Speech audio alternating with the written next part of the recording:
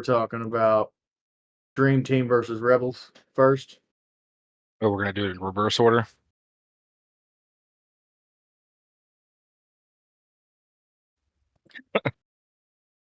All right. Well, Edgar better win.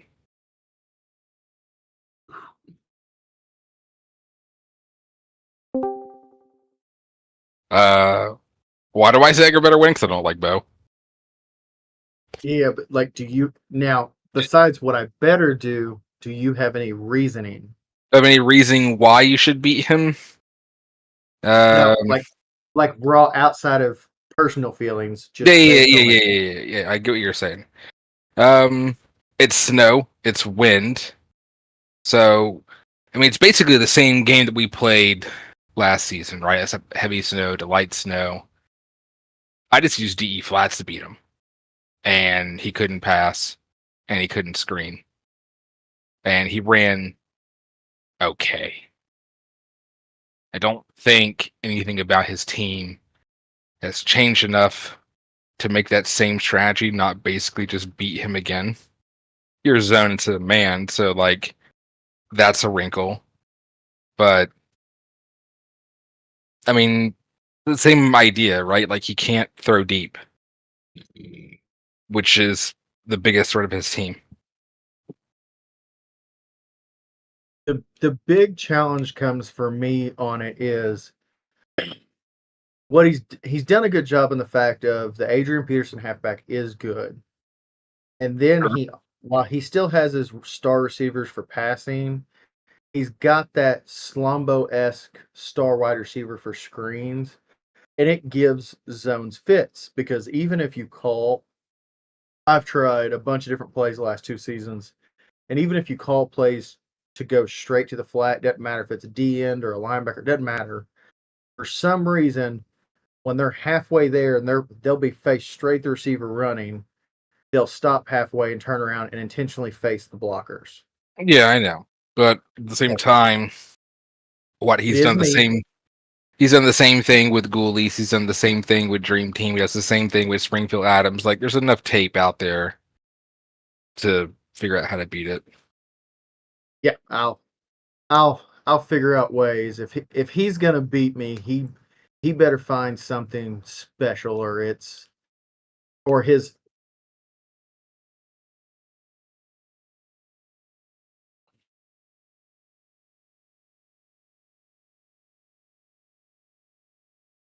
It's just one of those things where like the composition of his team just doesn't lend itself to snow. That's all. And so if this is a clear sky game, I'd be like, yeah, it's kind of dangerous.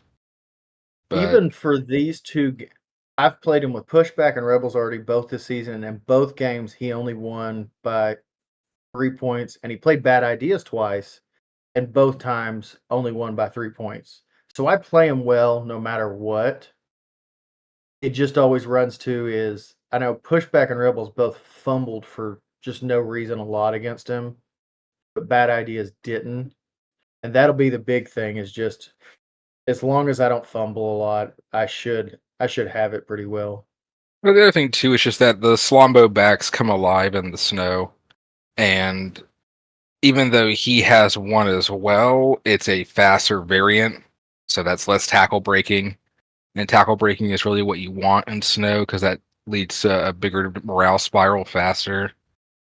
And I don't think he has stiff arm. I think he's purely spin. No, But he's stiff. purely stiff arm. No, he has spin for sure. Okay, I know the halfback. It's one I probably see stiff arm fire on it more than any halfback I've seen in the game. I think I was watching the Koth one. I don't think I saw it once, but maybe it was a weird thing with my. I'll be I back. was watching. I was watching on phone, so maybe it was just a weird display issue. But yeah, I don't know. Just looking at like the team of Bows, like I just don't see a weapon.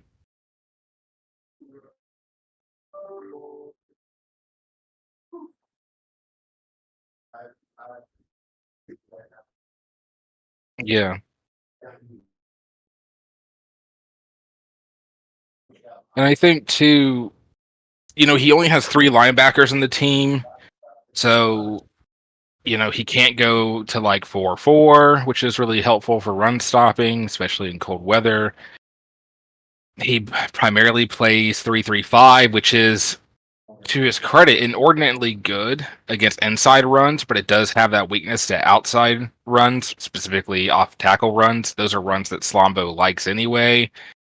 Like, I don't know. I'm not a believer. Not in the snow. Clear skies, like, I think it's a toss up, but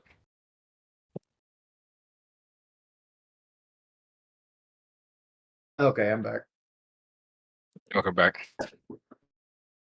And yeah, just where, like you said, like where his money's spent on defense. He's got a normie safety with no backup. Like, that's worrying. You can just run at him all game long, and if you keep having to tackle Slombo all game long with a normie safety, he's going to get tired. Yeah, when he played Rebels, it was a 27-20 game. Like, this normie safety doesn't even have workhorse, which is like, I would have to assume that you would go workhorse if you're only going to have one safety and like no backup, but it's egotist natural scholar.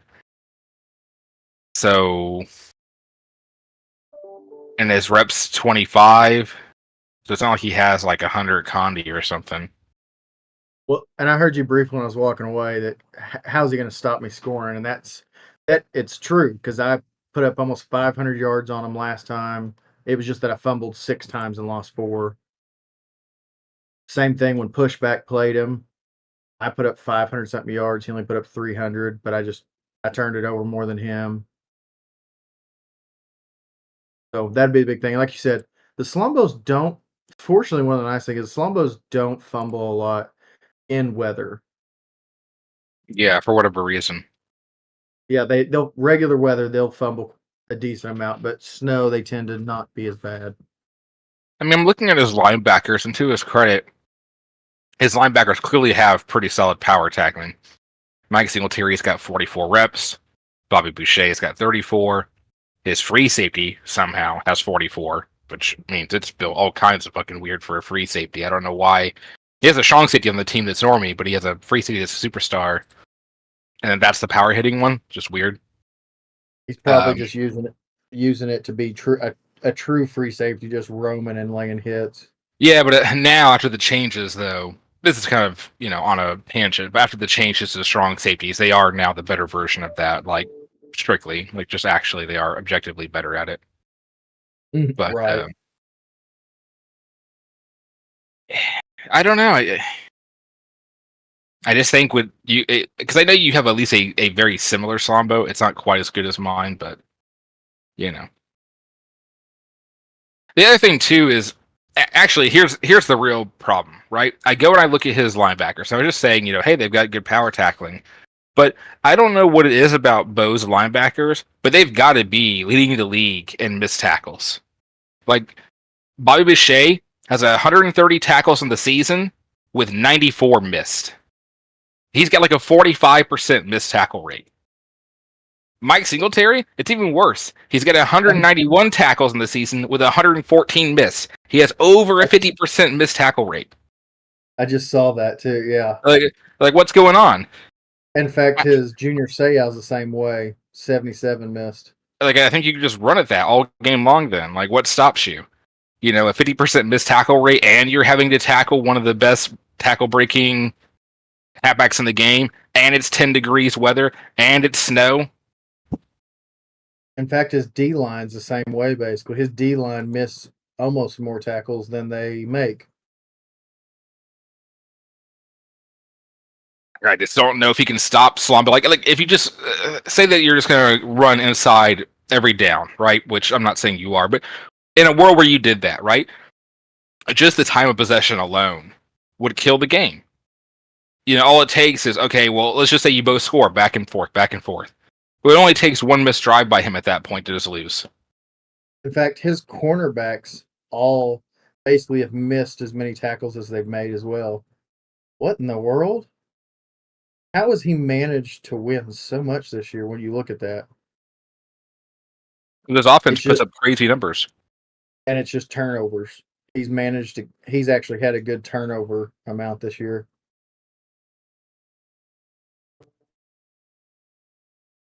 Yeah, the only one that doesn't have an insanely high missed tackle rate is that star free safety. Yeah, it's all that. His is respectable, like 120 tackles, 40 missed tackles. Like, okay, that's fine. All the others are almost at a 50% or higher rate. It doesn't even make sense because I don't know how, with clearly having power tackling, how the hell are you missing so many tackles? Like, what are you doing on your builds I would that's assume causing a tackle. missed tackle rate? Like, it's got to be tackle tech is just garbage, right? Like Yeah, because and that's 50 one I tackle go to. tech or something. One only reason Rebels does well is the fact I've got like 90 or more tackling tech on all the stars. I've got at least 90 on all my linebackers and safeties. Yeah, I think Yeah, and you see I barely miss tackles. I think just that alone is like that's enough for me in my mind to call it. Like, you got two tackle breaking halfbacks. One team actually can tackle. One team actually can't tackle. It's a done deal. It's as long as I can avoid the fumbles, Yeah, but it'll that's be any game, good. right? Like, any Yeah, game, you always can throw a caveat that, like, oh well, I could get +6 turnover differential and just lose. But assuming that that doesn't happen, I don't see how it goes anyway. But Southside wins it.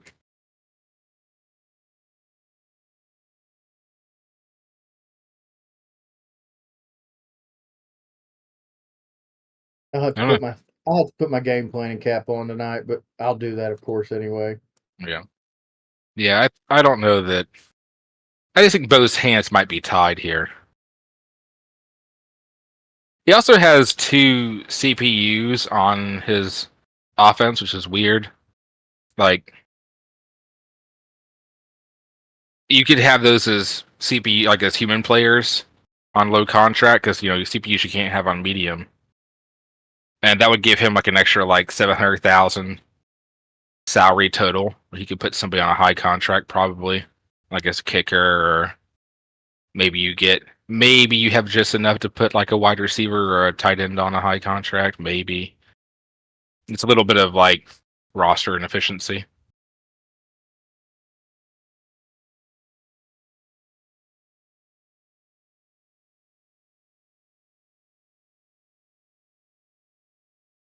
But I don't know. That's all I got.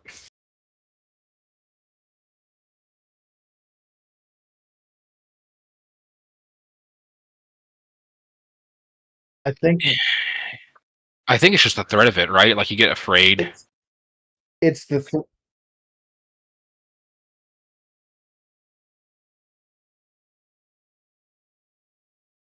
yeah, I think that's the big thing is it's the threat of it to the level. And then he's turned around, like I said, and then he's got the Megatron, which is the one that breaks tons of tackles, and that's clearly at one. I think he's designed it to a level with what the game's at. If he's playing man teams, he can lean. He generally leans heavy on his halfback this year, which makes Yeah. sense. But he's yeah. Why have all the star power there when you could have more defensive stars or something? I don't quite get that. I mean, honestly, the more that I see two wide receivers on a team lately, the more I hate it. Like, with your read progression order, it's always going to be like tight end, wide receiver two, and then maybe wide receiver one if you're lucky is the third read in progression. But so often you don't get there. Like, so often it's read one, read two, throw. And so, I have greater good, which has got the superstar fullback and then the two wide receivers. And the only time that my wide receiver one ever gets targeted is if he gets a good head fake, which, I mean, is cool. It's nice whenever it happens, but could I do that with just a normie at the end of the day? Realistically, I probably could. Right. Yeah. And you really could. I know I've got Bad Ideas has two-star receivers with the star tight end on that offense. And like for that offense I like it, but I only work out of two wide receiver and two tight end sets. And I like it for that team, But that's really only because I've set the playbook up that both of them get targeted, but it also allows me that I don't have to play this depth chart change. If I just want to do a game plan, I can just choose to attack one without changing it. But yeah, I that's definitely one I don't quite understand. Like you said, you know, why exactly? Well, also It too doesn't. to take a vote's point too, right? At least with Jerry Rice, right? If you go back and look at his career up until like last season, he'd been leaning on Jerry Rice like extensively, right? Like 4, 5, even 6,000 receiving yard seasons on that wide receiver. But if you go look across their side, wide receiver one, Randy Moss has never really He's had like been one up season there. He this had year. one good season of 3,800 yards, but everything compared to that is muted. The numbers are still, for a wide receiver, kind of decent, pretty high, just because Bo throws the ball so much. But I don't know. But he hadn't thrown as much this year for sure, though. Well, yeah, not this year, but I mean in general, though. In Even when he years of the had those, past, yeah.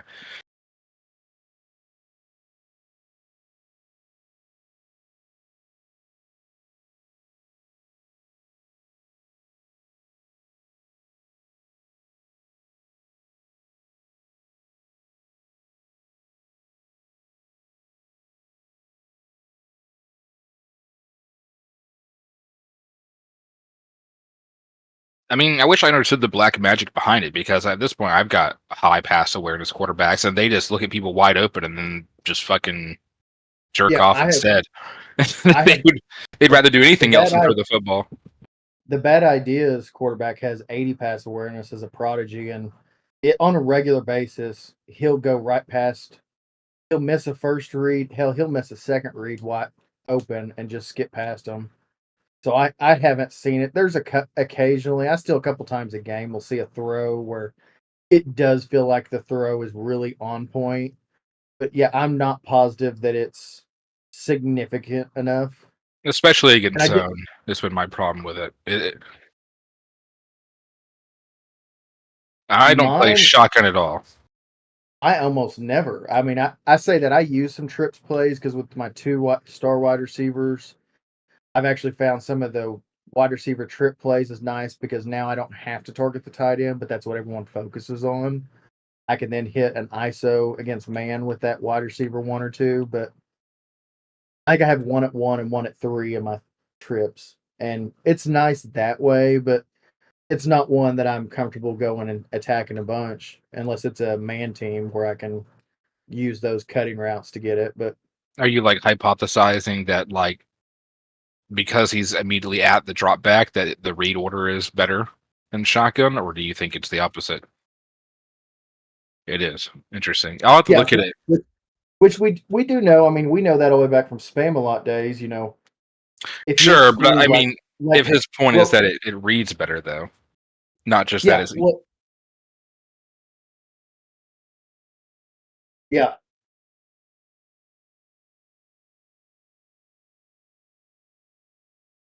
Well, what's even weird though, Kavo, is if you watch Dream Team when they play it when he passes at a three wide receiver, he still actually pretty much only throws to wide receiver three when he's if he's facing a man team, he's just using like the tight end post routes. If it's zone, he'll target wide receiver three trying to catch him doing a cutting route into that seam that basically there's no play to cover or cover it well. And that's one is I've seen him do it, noticed it, but it's one that it's to me it's not seen. I don't feel like the going to like 90 pass awareness really is doing that much more than just going like 30 or 40, especially when you're targeting the same one every time anyway. I think also it's just telling, right, that against zone he doesn't try and throw the ball, right? Like if pass awareness realistically worked like it should, 99 or 100 pass awareness should just pick apart zone. Like, we shouldn't even really need a pump fake SA rework and all this other stuff because there's always holes in zone. If pass awareness isn't going to find them, then what are we supposed to be doing? But he uses it to find open receivers against man. It does that. It does that well. But against zone, he has to resort to using a screen wide receiver that's built like a Slombo, and he runs inside, and he does things that aren't throwing the football. Well, and I think a lot of that too is, and I've seen it some on bad ideas. Bad ideas is the 80 pass awareness for me, and that quarterback does play against like zone teams better. Like that team destroys Ninja's team every time he plays them, but he does tend to hit the receivers a little better in spots compared to my other quarterbacks. But I still, yeah, it's not something that I still see or feel that I'm like, okay, this is exponentially better. I could see this value. I'm like, eh. I mean, for that quarterback, because of what the build is on the bat it is for the quarterback, I'm like, I really wouldn't get that much more in the quarterback if I took it off. Yeah, But I'm not. I actually have a Yeah, problem with it. Some games you'll be like, man, the pass awareness really helped me, and then other games you're like, I think it actually hurt me. As a matter of oh fact. no, it did.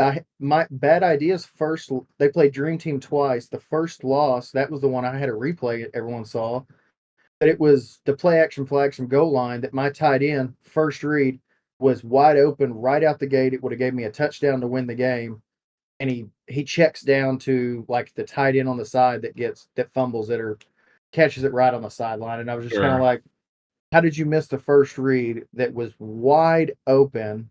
And even Bo, who's the biggest awareness guy, was just like, "Oh, well, you'll miss reads." And I'm like, "No, no, no, no. That's not the way that works.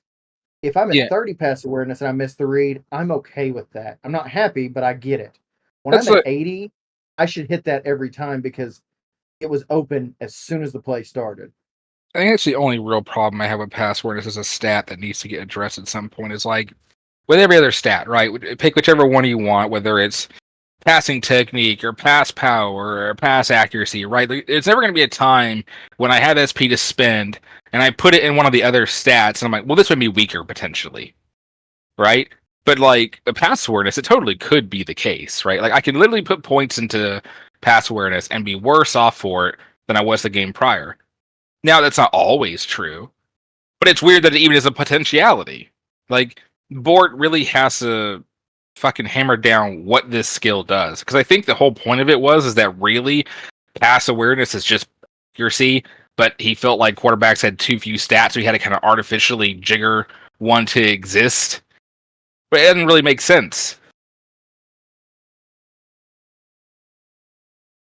And I've said that for a while that there's an issue there where I'm like, I'm okay with the theory that it helps ball placement because it says it does, Fort says it does to a level, but I'm like, maybe it needs to do that more if you're going to invest high levers. I've But definitely also, I've seen it also, do it, but I've also seen it yeah, not do it too. So, and at right, 99, I expect to see beautiful passes every time, not just you get one a game.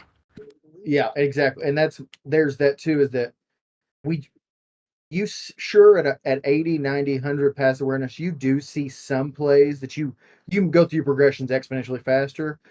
But then there's times we see 30 do it just the same and hit the open guy. So it's like the the the biggest thing for pass awareness should be, if it's not just flat changing the way you read, it should be kind of the auto seeing the open guy, and it doesn't.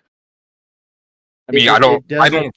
I don't think read progression should be affected by anything in the game other than quick read.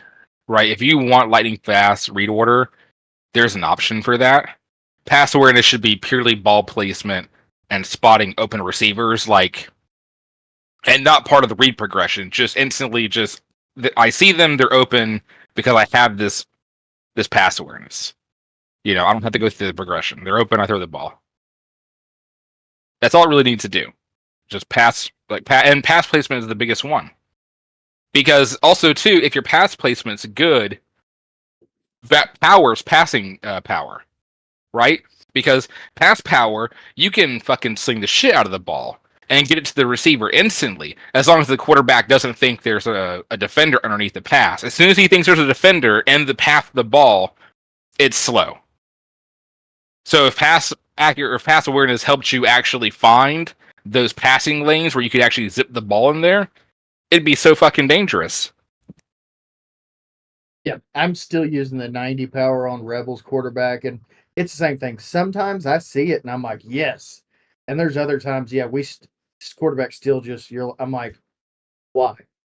Of that throw of all throws, why is that one loose and relaxed? And it's that I keep pointing it out, but because the community doesn't agree or a few disagree so much, I don't know that he's going to change it. All right, well, we're on a real tangent at this point. I think we Yeah. we picked this game. Edgar's going to beat Dream Team.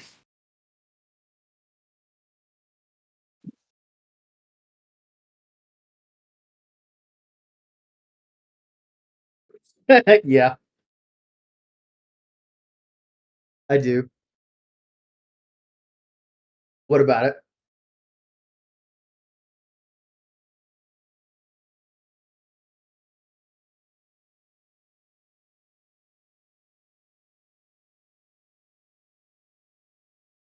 I haven't looked at it yet. Obviously, I won't use that again. That was basically me going and truly selling out and just going, you know what?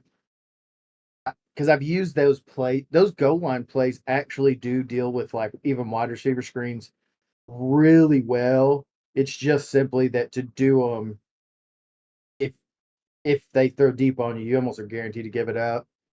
So it's like that. I won't use that again because it's just for a champ game. That's too risky. But it was one I wanted to see. I wanted to see really how it was going to handle that wide receiver because that's one I get frustrated with is even if you hit that wide receiver as he's catching the ball, he'll break it. And I'm like, that to me that has to change. If they're in the middle of a catch, there's no way someone catches it and breaks the tackle. But that one I'll have to figure it out and I'll look at it. But it's one I won't be able to use that play. I mean, looking at the most recent game they played, Edgar had It's literally just that 6.1 yards to carry and 7.3 yards an attempt on the pass. Like, it's actually if you look at every time he's played pushback, bad ideas or rebels, all of my I played him 5 times total. Every single time I get 500 yards at least. It's just that one game I give up a kick return and a punt return. The other one it was a bad up defense, and then the other ones it was just high fumble numbers. I mean, I if you assume that these results here are pass run, which is what I'm gonna guess they are, like, I don't know that he can do anything versus this offense. And worse, if some of this is run tags, like he's supremely fucked, allowing 6.1 yards to carry. You broke I 23 think tackles that game. yeah, I think that's the lowest amount of all my halfbacks have done really well against him. I mean, And yeah, which the we see tackles, yeah. as many as he misses tackles, that's just going to be the case. So it's one I'll have to play that game, even mentally, of assuming he's going to try to stop that, but also knowing. I mean, my offense doesn't make it easy on him either because I've got the tight end, the receiver, and the halfback. So in any fashion, if he sells out to take out one, he's in deep water. So he still has to figure out the same way I've got to figure out. I think though in that scenario, I still have a just off of that, I should have the advantage in the aspect of taking a chance because if he can sell out to take out the halfback, but he's not proven he can do it. Yeah, that's where I'm at right now. And there's no way for him to take out the halfback and not leave my tight end just running home. And that tight end, Evan Ingram, I mean, he's at this point he's the most prolific tight end in the game because if you leave him one on one too much, he scores 3 or 4 touchdowns on you. I mean, calm down a little bit. That's only because Dola might fold to his team. Otherwise, it'd be P. Simpson. Well, that was one. P. Simpson was great, and I really liked that build, but it wasn't. To me, it'll get you repetitive yards up and down the field, versus Evan Ingram's the one that if you leave him ISO'd, he's Yeah, going but for 60. I don't know if I give And a shit it's about that for a consistently. tight end, though. Honestly, I think I'd rather that always be the wide receiver. Like the tight end as your big play threat. It's like, yeah, it's kind of cool, I guess. But like, P. Simpson was so good because uh, Dolomite runs at you first, second down, nothing happens. Okay, well, it's 3rd and 9. I throw it to P. Simpson, nothing you can do about it. He catches it every single time. Triple cover him, doesn't matter. It's just so hard to get him off the field. You're right. But Let's move on to the next one, or we'll sit on this one forever. yeah. What you want to do? Ghost League next?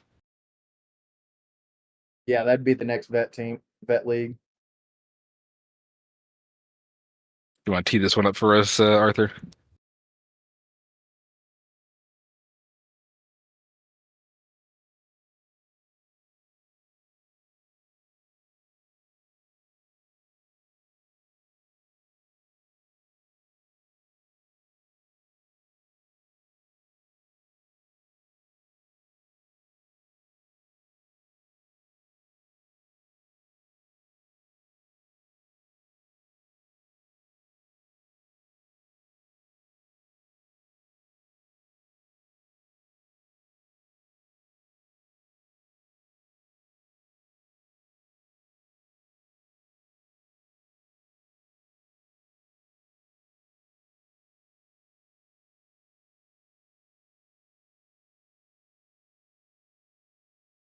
Yeah, sacks is big.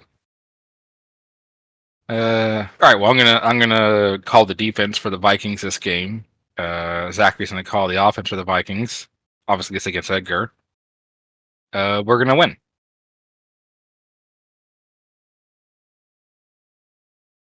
That's it.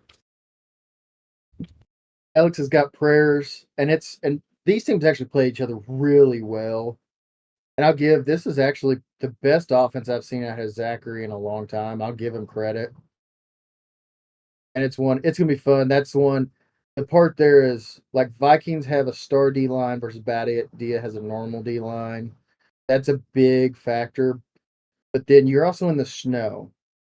It causes fumbles, and I force fumbles at a Yeah, high rate. I hear you there. I worry about you in this game just because that D line's pretty good on the Minnesota Vikings. It's not the one we developed more recently, but it's a more traditional. It's a first step spin cycle, like 60 sprint, 60 quickness kind of D line in the snow. Like, just recently I got sacked 16 fucking times in my game against Monsoon, right? In the first playoff game, which was unusual, but this is exactly the kind of team that would do the same thing, right? Like first step spin cycle, 60 sprint. You could end up getting yourself in real trouble if you pass. Even with like pass run tags, like it just might be too much for a quarterback to handle that kind of pass rush. And then, so that's something though. Yeah, and we still ran for basically 6 yards of carry. Where But you still the still halfback lost broke though. 50 by we went Yeah, it went to 48 to 45 overtime. And it was I remember watching this game, and it was just a crazy game because both teams caused turnovers. In fact, bad ideas fumbled a lot in that game. both teams had 3 fumbles lost, but Minnesota fumbled six Bad times. Badius fumbled 4 But bad ideas threw a pick, or no, Minnesota threw a pick. through one pick. Yeah, Yeah, yeah. Like definitely in the air, you killed us that game. On the ground, it was pretty good. I mean, you can't complain about 5.8 yards to carry. Now I know that in my case, I was pass run that game because it was just defaults, and I'm assuming it was the same for you. But it definitely, on our end, we ran for 7.8 and threw for 8 yards to carry, which it's not 15, but you're still happy to throw for 8 yards an attempt as well. I'll be right back. So it might be one of those things where it's just a complete bloodbath, and it's just neither defense can do anything against the other, and it's just that you both go score against each other nonstop. I think it was just clear. No, it was rain. No, Heavy rain, in rain. fact. Heavy rain. You know what? I think that gave Edgar a big advantage because he has an actual Slombo back on that team, and Minnesota Vikings uses an elusive back. So heavy Yeah, rain. this is the 100 halfback. Yeah, yeah. So this is the Slomboest halfback. Um, heavy rain really gave you an advantage there, and you still couldn't eke it out. So I don't know. Maybe I'm taking it back. Maybe it's a bit favored toward us. The only problem being, of course, that elusive backs are slower in the snow, which kind of sucks. But heavy rain against Slombo is a real big deal. It's almost impossible to tackle him, and he only managed. Well, no, he only. I say only. He broke 49 tackles that game. He'll break less this game.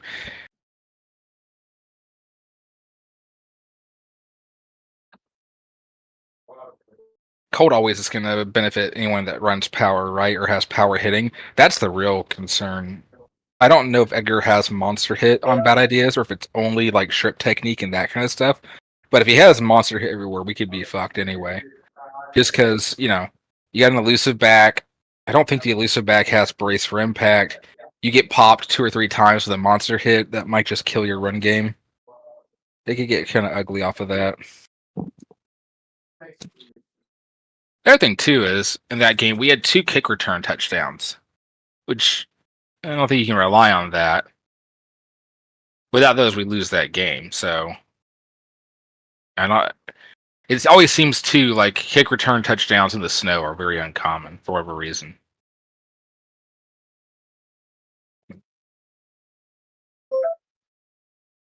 Okay, I'm back. I don't know. What's your read here, Arthur? Chime in.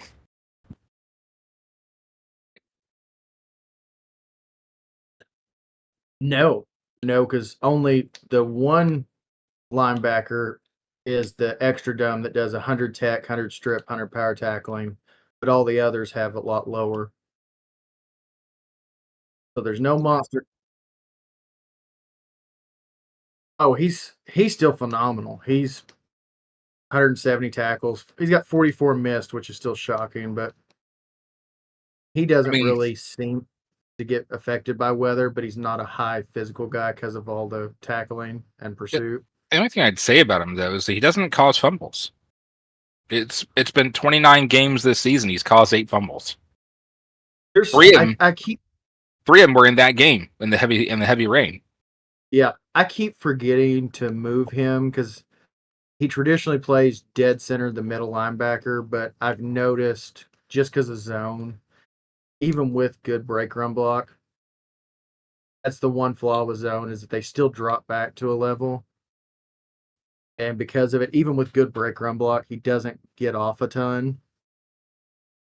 But that's one is I think if I moved him to a different position, he could probably cause more. You'd almost been better off if this was a strong safety build this way instead.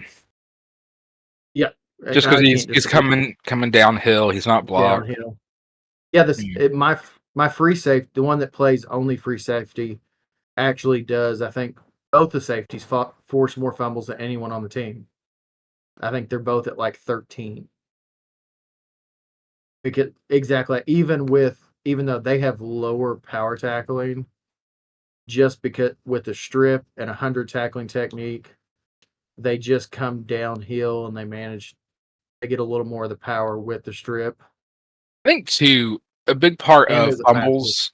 I think fumbles happen a lot when you get side shotted, right? Like I think it's very rare that you see like a Well, halfback's running straight at somebody and he just gets plowed and he fumbles, right? More often, he runs up, he turns his side to them to try and go around or something like that, then gets fucking creamed and cough up the football. And I think strong safeties and free safeties, obviously both, they're way more likely to get those shots than like a middle linebacker or even an outside linebacker. yeah, what's crazy actually, even you're talking about that, is I'm looking just over all the players, and he's actually got some of the lowest fumble cause, but compared to all the others, and they've all got much lower power than him, and I think that's simply of, like you said, they're all coming from the side. They're all hitting. They're all having more angles versus, like you said, head on.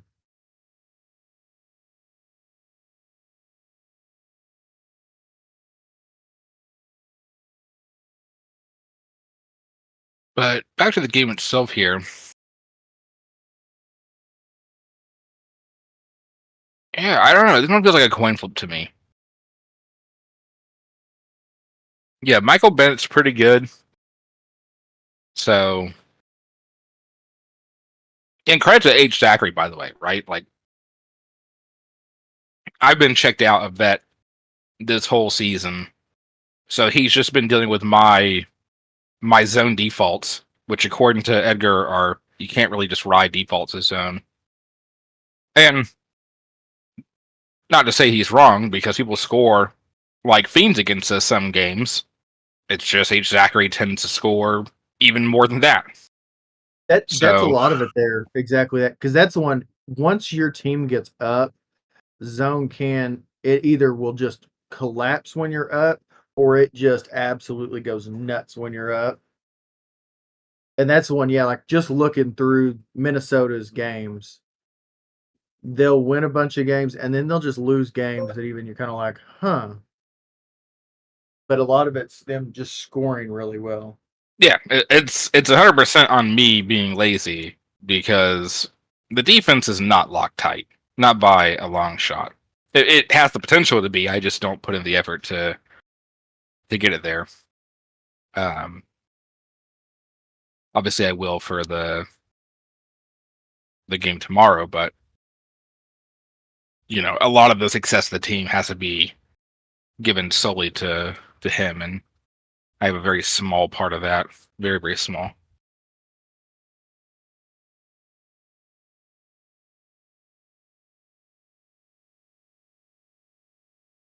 But I'm going to vote for Russ. I think we'll take it.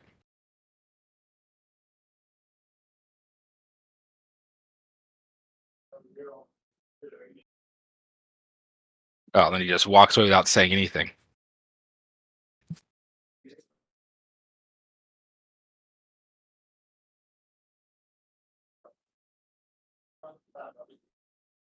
Riveting.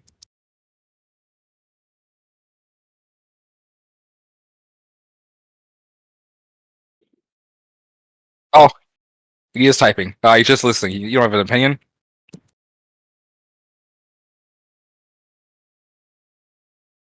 I actually agree, though. I think this game's interesting. This might be the game that I'm most like interested to watch from like a purely like just the gameplay perspective, right?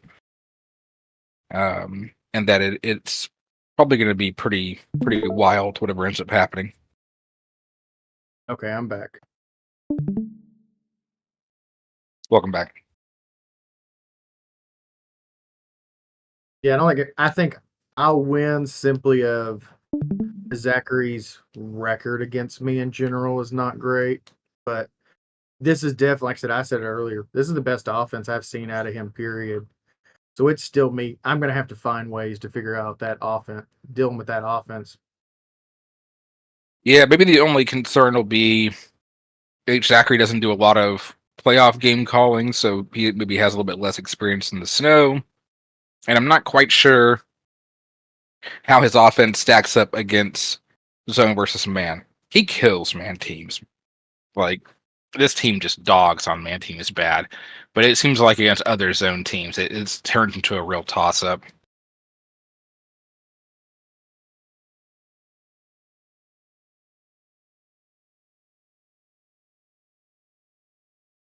Like, fact for you, is that a zone team, Kaboth, or is that man or a hybrid? Fuck you, yeah. No, no, no. I called it fact for you too. 'Cause even a germ last time was like, no, it's fuck you. And I'm like, no, it's, I'm like, whatever.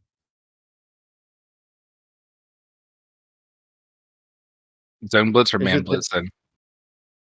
Okay. 4-3 blitz, yeah. But I mean, yeah, if you look at like House of Drunken Lads, You lost there. Southside Rebels lost there, and like Olympus Brood, I assume is still a zone. I could be wrong. Yeah, Pushback is zone. Like most of the losses that he has, he loses because the offense doesn't perform, and it's specifically because those also happen to be zone teams. It seems like almost every time. Yeah, that's true too. Yeah, He only loses to that's really good teams. yeah. Like in all those teams, they're not because even all those teams, I've played them all cable 1,000 times at this point, and those teams give zone defenses fits in general anyway. He's definitely on the up and up. I'll say either way, right? Like H. Zachary, he definitely doesn't need me around either way, but he's going to be up there sooner rather than later in terms of better coaches.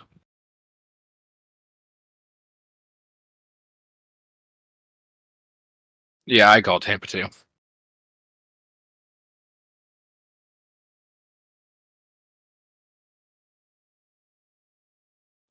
Yeah, right.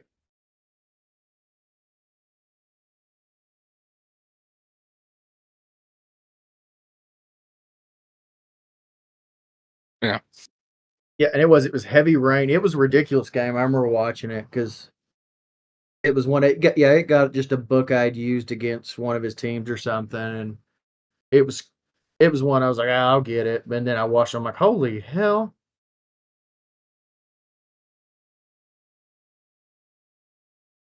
I think as long as the halfback does his job in the snow, we're going to be fine. I think that's really what it comes down to. We haven't seen a lot of traditional elusive backs in playoffs recently, you know? I don't even know what to expect out of them anymore. They usually in snow and stuff, they usually do really well because almost their fakes work better to me in the snow than outside of a Slumbo style. Just because you'll see him that when a guy's coming up, if the guy doesn't just beeline straight at him, if it pauses at all, you almost see without a SA, you see the fake freeze people up in the snow.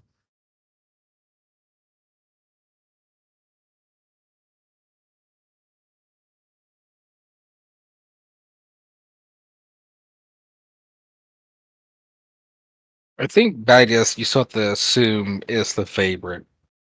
Just having a Slomboist in the I mean, snow.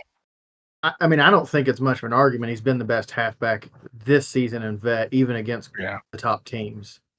Yeah, I agree. And then just from an experience standpoint, even though I'm calling the defense, it's with a defense I'm less comfortable with. It's zone, which compared to man, I've got way, way less experience with. H. Zachary has way less experience calling playoff games. Dan has less experience calling games against zone, which he's playing against.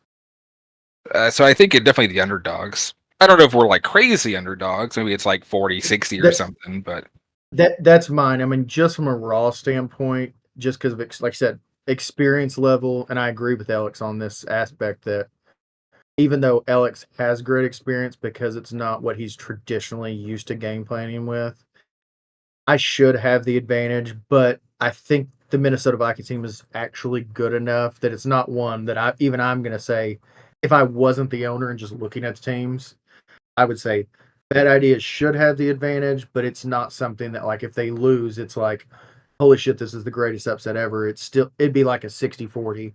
sorry, I'm just gonna stop for 1 second. Do you have 62,000 fucking flex, Arthur? Yes, he does. That's that's insane. And now we know why he has 7 fucking teams. Jesus Christ. All right, well, I'm ready to move on though. So what's our next league? Mercury. Oh, this is Cavo versus Is this Cavo. Kavoth versus Kavoth? Okay, I have a prediction Yes. here. I'm gonna nail this one. Oh, it's if this one to me, I don't care what set is besides it, is if Six Semper doesn't win, it's a massive failure. They've just been exponentially a better team. You can't fail against yourself.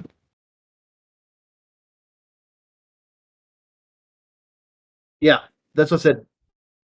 Six Semper, I've played him a couple times. It is a really good team. Even that is like I want at some point go over the receiver builds with you because it's they don't care if it's a man or I've noticed they don't care if it's man or zone. They find ways to catch the ball. Now, I guess here's a question: Are you going to actually game plan this one, or are you just going to smash the defaults into each other?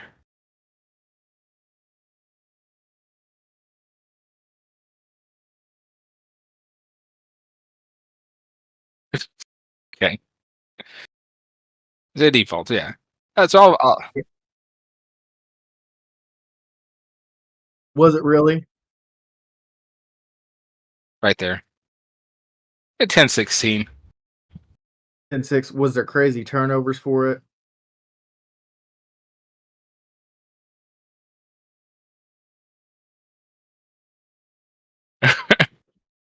Yeah, I mean, No, it wasn't. if you look at the stat line, you beat the hell out of yourself. You had double the yardage.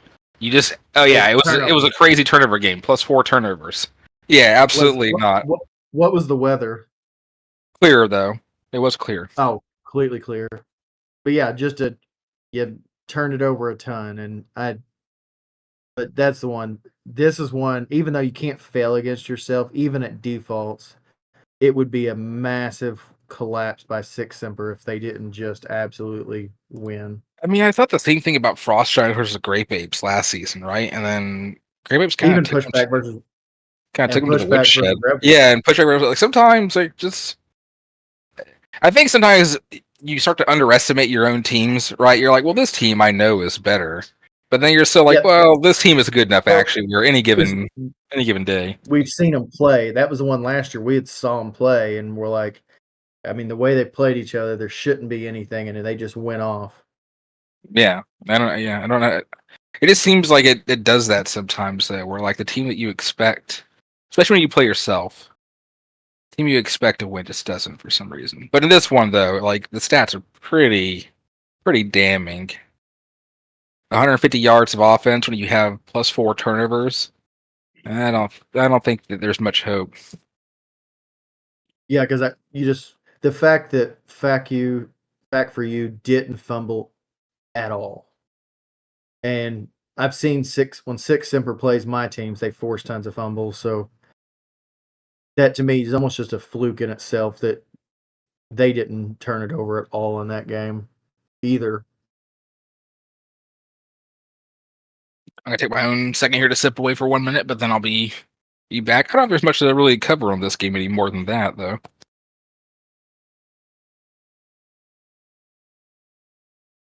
Wind league. Oh yeah, this is Jar. It's gonna be Jarvis versus Gonema.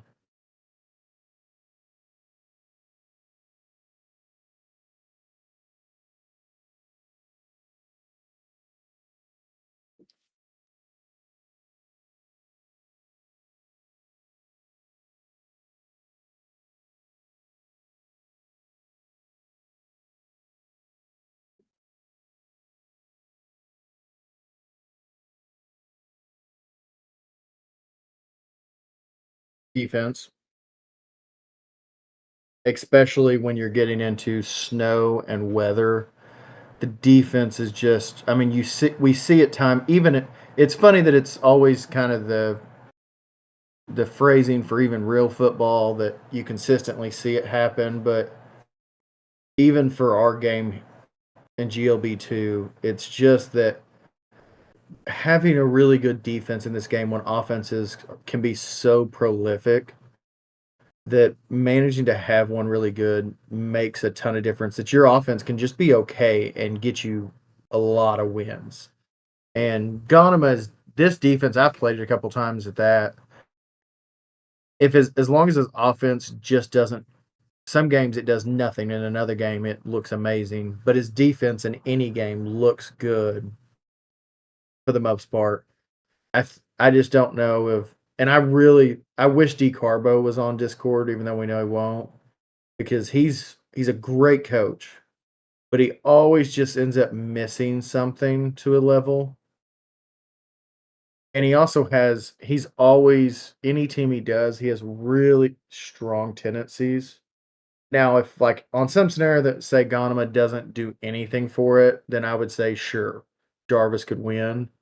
But assuming Ganema likes championships, assuming he game plans, I just don't know that Jarvis can because Jarvis also runs like a 3-3-5 type, I believe. Yeah, and it's all prodigies, which I just even though you and Cavo and I did a full prodigy team that was actually really good. I don't think I just don't advise it to anybody. Simply for the fact when you play a good offensive teams, especially since franchises popped up, it's hard. Jarvis also is a very, very heavy pass team, even with this hat star halfback. I want to say anytime I've scouted him, he's like a 70% pass team.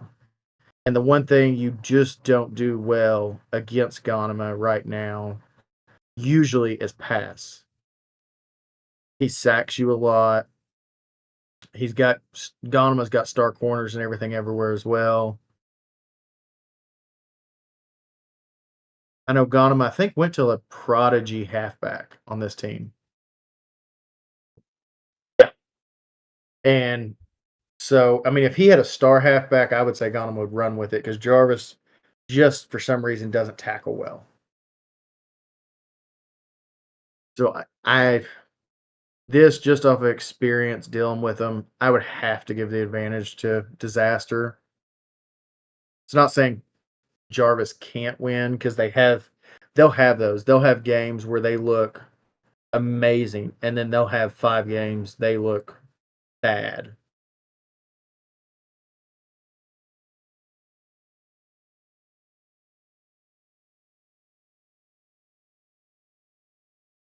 Ghanima is a guy I've had a really over the years, I've had a really good relationship with Ghanima. And when he's an active guy, which when he made the team, he gets active and then he might disappear. He's really good about manipulating his traits and things in an aspect that he still gets really good builds without being very expensive. And that's a lot of it. But also is, when you look at this team, because he went, 2-star receivers, a star tight end, and a star quarterback. So he went prodigy halfback. So obviously he's going on the basis. I mean, you can already go out the gate. He's not going to run a lot. He's going to run a decent amount, but it's not enough that if he's not making his halfback the focal point, you don't have to have the star. It's just that he's ran. How much has he ran? Yeah, see, I mean, you see how much drastically less he's ran the ball. But when that matters,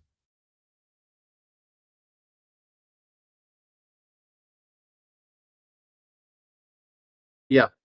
Jarvis, I told you Jarvis is like a 70% pass offense, but he's got I think 2 or 3-star receivers and a star tight end. Yep, right, exactly.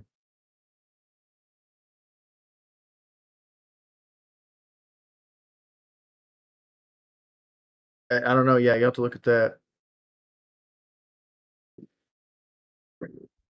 Jarvis.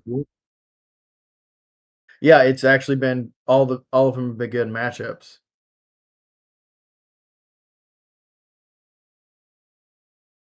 Yeah, so which bodes great. Now I know Gonema wasn't active then. I have to assume Gonema's gonna actually be active at least for the champ game, which I think that's where the big difference comes. And I don't know how active Decarbo actually is on game planning.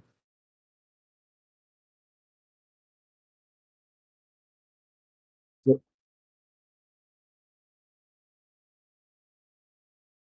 Yeah, it was for me too. And I gotta get a customer. I'll be right back.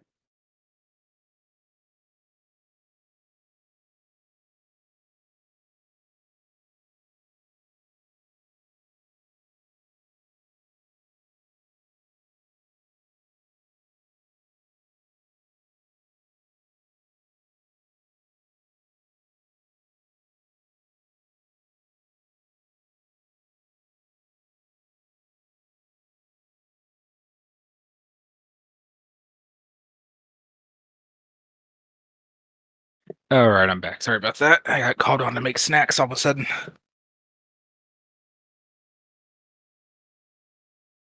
I I have to imagine Ganema wins this though, right? Like if Ganema loses this game,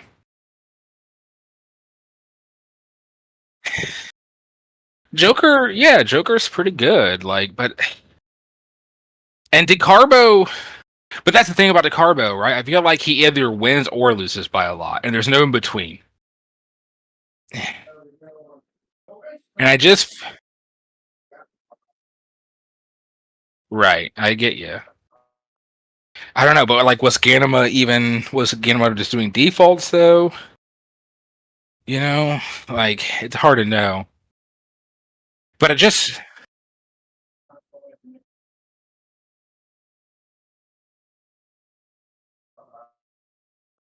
was that true? I thought like GE was actually the first or something like that. Oh, and rookie. Okay, okay. Sure. Yeah. But DeCarbo's always been better, it seemed like to me, in the lower tiers before getting to vet. And I felt like at vet he always kind of hit a brick wall where he was good, but never quite at that elite level.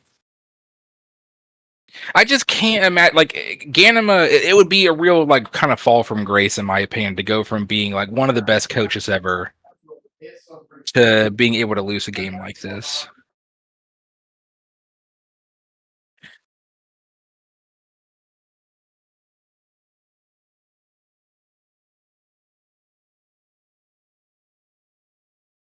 So it might just be a matchup thing, though. At that point, you know.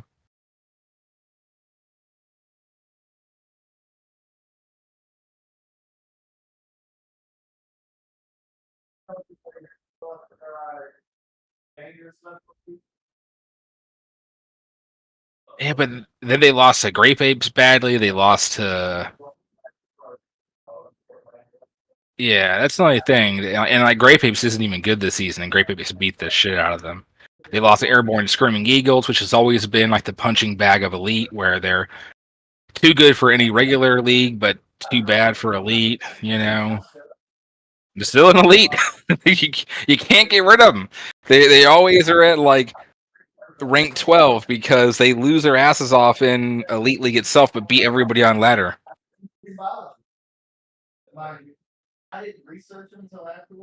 And not this season, clearly, but generally speaking, though.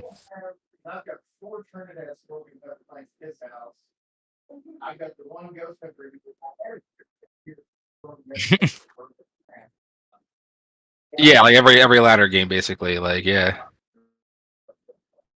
That's what I'm saying. Like, they crush the ladder usually, and then just lose like hell in the actual elite league. It's kind of funny. It's a team where it's truly like the nightmare scenario that you would think of when it comes to elite league, right? Where like you're that 11 or 12 position, and any other league you'd go and just win it like handily, but you're stuck in elite and you can't compete. But it's okay. I imagine that H. Zachary is going to fold that team at the end of the season because Vikings is getting into elite, and Vikings is a much better team. I have to think so. Hopefully, he'll have a better chance of competing. God damn! What the fuck? What? What the fuck did I just watch? Literally 100-yard punt.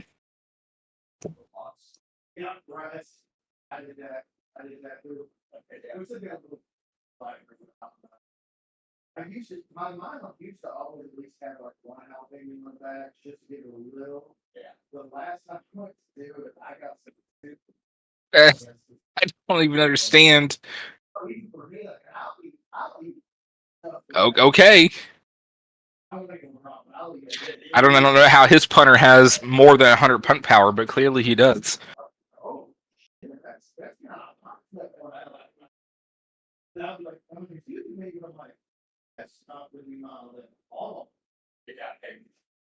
other thing I would say about this matchup, although I did say about the last game too is that Jarvis is usually pretty speed heavy, which Snow hurts.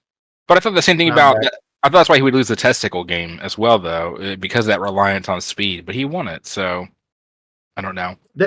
And I watched part of that game, and I told Joker I think he made a mistake because Joker did some weird play calling. Did he? He was I like, didn't watch it. oh, he had some plays where he was zone blitzing half the house, and he was getting hit with like screens. And I told him like, dude, Yeah. those killed you, and he was like, those weren't bad plays. He was like showing me the stats, and I'm like, just because the stats look good, the play when you did give up the plays, it was bad. Yeah, that's the thing, right? Like with any play, even if you get like 10 tackles for losses, if the 11th play goes to the house, was it really And worth that's the my call? yeah, right. Even if I'm not too upset if I give up 1 out of 10, but there Yeah. was some that it was worth. But Jarvis actually too, he uses. I've noticed on that quarterback. See, here you go. Here's like one where he uses this, and that's the one. He's like, well, it only gave up this thing. I'm like, but you basically give up the first down, even if it's only 5 yards. But Jarvis, weird things like that happened a bunch in the game. I know Joker was mad, but also Jarvis is one of the only quarterbacks I've seen out like bad ideas has like silver pump fake just because it's the team's bad ideas, and it doesn't look horrible. But I see pump fake on his team fire. So when he played him zone, it's weird because it may not fake the guy that it's intended to, but then somehow he still gets a catch out of it almost every time. I mean, I might be changing my mind though watching this game here. Those screens are not going to work against Ganema because he's playing man, but like he's actually running the ball outside, and he's doing it against zone. Man's way weaker against those outside runs than zone is. It's the same thing, another blitz, but it gives up a. And Jarvis is an elusive back, Yeah, for sure he's an which elusive back. I still just don't know how that Ghanima defense. The offense has been bad, but the defense has been really good for Ghanima's team. I just don't know how Jarvis is going to handle that. Yeah, I have to think it just comes down to experience, right? I don't know. It's Well, it's that's always one going to too. be hard for me to vote against a coach that's been at the heights that Ginnima's been at before. Like Well, this coaches right like here, you see this. It's a 2-man press, and Jarvis uses this a lot, and then I it mean, struggles, and it's yeah, 2-man press is bad. and Oh, yeah. that's the other thing about DeCarbo. Famously, Jarvis can't fucking tackle. That's always been a problem of them. No, this specific Jarvis team, it was in Bad Ideas League half its time, and he would basically every season he would be a number 1 or 2 seed, and then come playoffs he loses his the game he loses in playoffs is lost by like 30. And I know like he lost to Bad Ideas in one of them big. I think last season he lost to he didn't even make it last season. He lost at the end. It's like It's a that. Is it crazy run. once They get down the field like that when the entire defense is firing contain expert too. It's pretty crazy. Just couldn't tackle. yeah, but Yeah. no, they don't. I think he's got a really good pass rush because he was in Green Bay Freeze Adders heavy pass team so long Mm. that he's got a decent pass defense, but he doesn't have a run defense. Nice little move there. I can't stand spin lately. I gotta say, when it was just my own thing, me and Feep together, just doing spin and Viper, you know, it was the cool kids club. But now everyone uses fucking spin, and I hate it. I can't stand to watch it. Well, you're your own worst enemy. It's your own fault.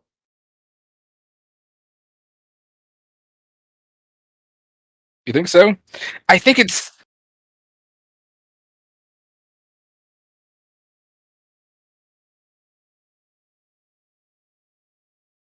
I think what's so important about spin though is that it helps you get through the line. I actually don't even care about open field spins anymore. But like when you're going against like a 5-2 line, or you're playing like 3-3-5 and somebody's coming down and filling a gap, that spin gets you through that line without the balance loss, without a tackle attempt, and then all of a sudden you've got momentum and you're in the secondary. and I think that's huge.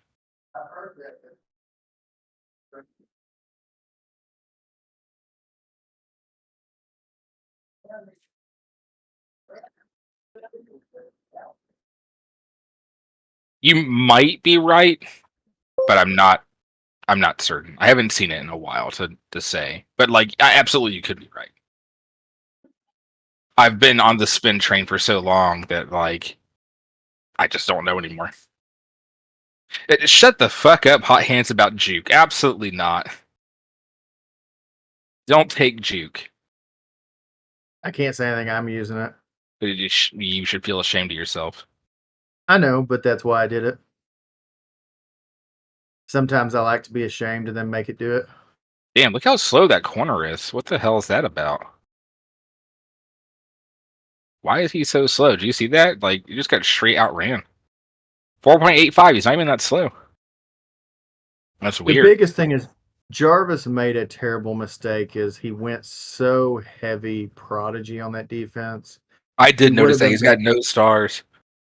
he would have been better having a couple. The reality is we've talked about this is that prodigies are good if you have like if you just end up making a roster and have a little cap space and you're like, you know what, I could throw a prodigy here, sure. But just in general, stars are still just so much better. Yeah, yeah. I don't know. What's the wide receiver speed? I don't think he's that fast. Honestly, he's not that fast. Yeah, he's not even that Yeah. fast. I don't know. That's a weird looking play because he just gets straight fucking outran. Does he do a little fake right there before? He does, but like he doesn't even really. He loses like one step, But it just created just enough space. but then afterwards, like he just smokes Well, him. well that's well, and that's really that's your even though it's a .1 difference Yeah, I and get it's it, but usually the balance loss after the catch and like setting your feet gives the defender time to catch back and make the tackle attempt anyway, even if it's diving. he didn't lose any speed on the catch this time really. He did though. Like watch at full speed. He does lose speed on the catch. But does the cornerback slow down right? See, he Yeah, the loses it. cornerback The cornerback stops for some reason, he which makes stops no sense. so then it just became an acceleration thing difference. Like he stops right there for no reason, and then he's fucked. Yeah. Maybe. Weird play Oh, though. and I did Beautiful that on the pass though. Rebels. That fucking Yeah, pass I was did on that the on the money. Rebels. I realized I had my safeties were missing their last set of SAs all season I've until done that. Yeah. yeah, I think my halfback didn't have his third SA until like 10 games Oh shit! ago. That was almost a feet field goal block there. Did you see Now that? it was one that but because Bort removed it. Did he actually get the? Yeah, he's there. I don't. I think that was He's one take too slow. I don't know if no he look, actually got it. he's hitting him as he's kicking it.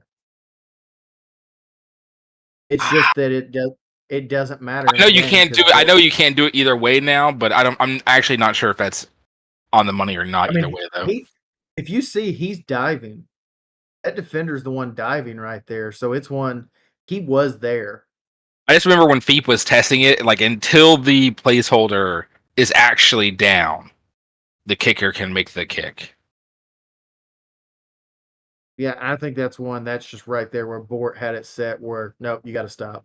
Because I remember when I was play Feep, I would put in my halfback because he had power running as the placeholder because then you couldn't tackle him, so you couldn't do it to me.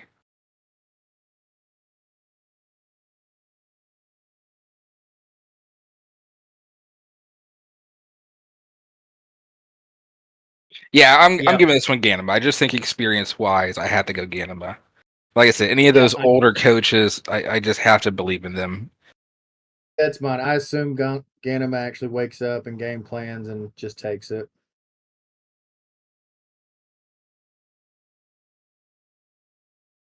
But I would say if DeCarbo does win it, like that's a big win for him.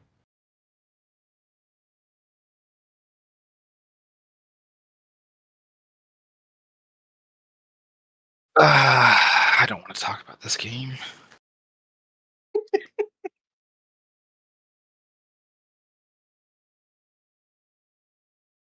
No, this is your job. You're the host.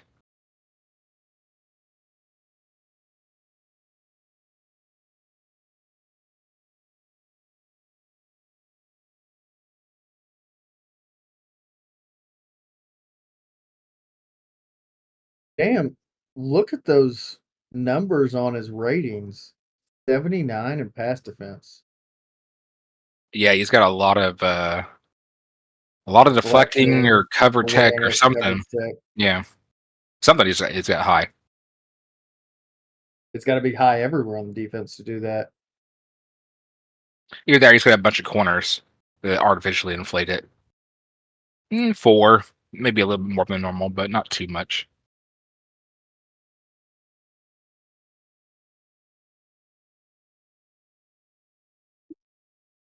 I don't Yes, because it makes no understand it. sense.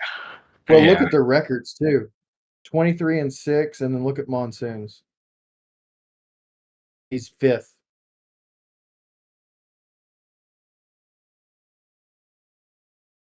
But Monsoon's been playing tougher vet teams, I think. He didn't make it. Yeah, he lost more games in league. He just couldn't make it. Yeah, he wasn't active. Yeah. Yep. I told you, Grape Apes, they had a season. I It don't was understand it. well, I do actually know the answer. Yeah. I actually I know the answer. I know. Yeah, I Yeah, well, noticed it the other day. The answer is simply of just the only team I've seen that can just flat throw good deep routes is Cavo. mhm. This season, outside of Cavo's team, just running straight deep routes a lot has for most teams I saw, the pass completion rate went way down this year. What is GE doing? He's got $1.1 million of cap space and isn't using it. What the I've already fuck? pointed that out. I already pointed out once last season. What a jackass. That's your prodigy wide receiver there on a high contract. Well, yeah, Yeah. yeah. I mean, so much there just doesn't. Why? Why have star linemen when you could have taken those off and had that as a star receiver?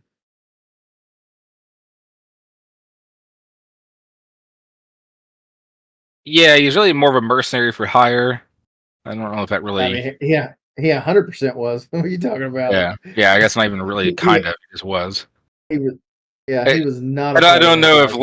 Lando was either. He was kind of blackmailed into the whole thing also. So, but, Yeah, well, I can understand Lando, but Boba Fett absolutely not. That guy was very clearly about just whoever would pay him the most.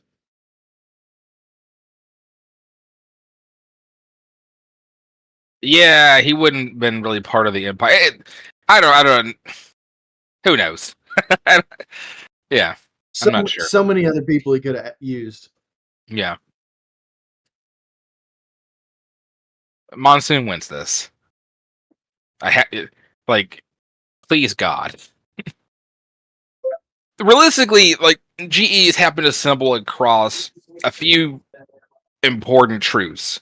For one, he's finally realized the importance of having an actual pass rush, which has really boosted his teams because, primarily he used to be just pure run stopping everywhere, which means you could just air it out on him with no consequence whatsoever, just win games that way. Now at least he has a pass rush and you have to worry about that. Um, but offensively, he actually still struggles.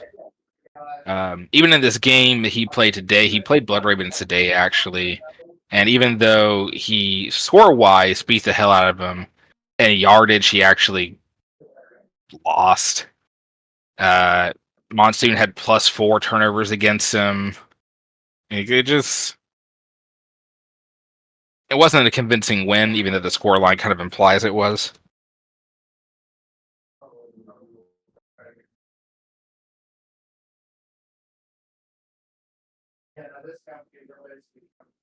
And then the other thing is just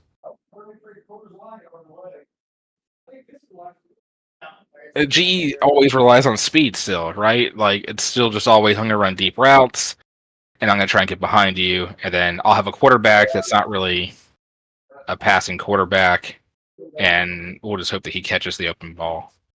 And then I don't know, in the snow, I don't really believe in that. I've been talking to Monsoon some. There's no reason Monsoon shouldn't win this game. I mean, literally, he's never lost to G except for this latter game today. Yeah. Would I think he's a much better team. I don't think G has enough experience running a normal offense, which I don't mean, get me wrong, this is one of his best teams because this is one of the only ones. What a punt, damn. yeah, it's good. It's one of his it's like the first time he's got a true passing quarterback. And I think he has more of a tight end similar to mine, I mean, the but problem though is that he's still relying on goal line to do all his passing, which is gimmicky. As soon as you actually get a good call there, it just becomes a regular passing set with less options. and So I the don't. other one too is you never know with the goal line is it's a great formation if you've got a good quarterback too, but I can't have confidence in the fact that G has it set up in a fashion that sure he may get some good plays out of it, but he could also turn in and just get a bunch of get sacked a bunch. I mean, I just think that GE doesn't make good halfbacks. And, like, if you go look at General Grievous, right? Like, it commits what I would call like the cardinal sin of a superstar halfback.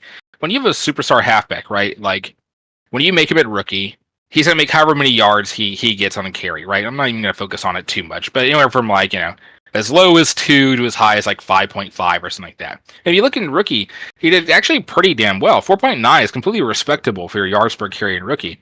And then in sophomore, it was still fine, 5.6. But here's where the cardinal sin happens at. On your way to vet, every season, if your halfback isn't doing better than last season, you fucked up somewhere. And he Or at least almost the regressed. exact same Yeah, and he regressed this season instead of getting better. on a much weaker league, a Right, yeah, much weaker play. oh, great. Yeah, exactly. But Yeah, like, yeah, and your halfback should always be on an ascension to more and more yard per carry. Now, once you're in but vet, sure, it can fluctuate and whatever. But well, like, look right there where you're seeing. Here's the key: his average went down on the runs, but you're like a yards per game went down. But look how much more he's throwing to him quite a bit more, 40 more times. I mean, So I 40 mean, more times is kind of neither here wh- nor there.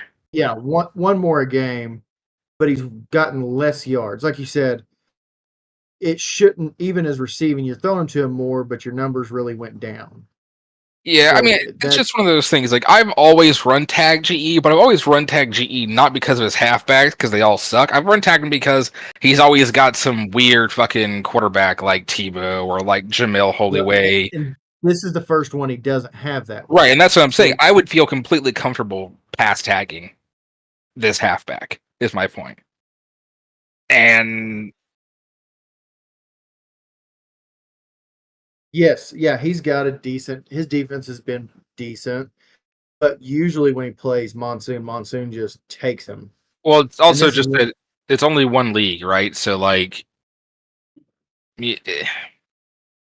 everybody's in the same league. So there's like 4 or 5 teams that are actually good, and I'm not trying to say everyone else is bad, but like the competitive teams, right? And then everybody else is just kind of there. And you've got Rocky Mountain Oysters there at 2-12, and they're in the elite league. Air Azteca 0-14, and they're in the elite league. It ain't dead. interception ain't there. I don't even know if they have run defense at all. Like It's not. It ain't much. yeah. So I think he just pours it on in those kind of games, but I've never had a problem in my games with him. Like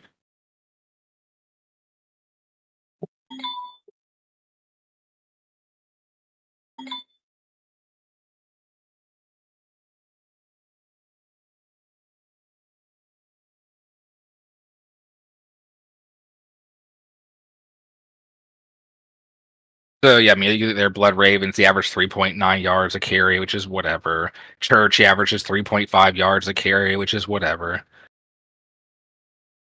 That was even when I told Monsoon, I'm like, I would be confident of actually for me of because I know he likes to lean on his halfback. I'm like, I would basically the way he runs that team, I would call plays that double the tight end and just run tag him. And Yeah, I'm I mean just gonna I'd be fine go. with that too. If you just call like dime smother or nickel smother and then just run tag him, that's equally fine. You know that GE doesn't have catching traffic. He always just goes speed demon and hopes that he can get a fake on you or something like that. So yeah, that would be fine to do too.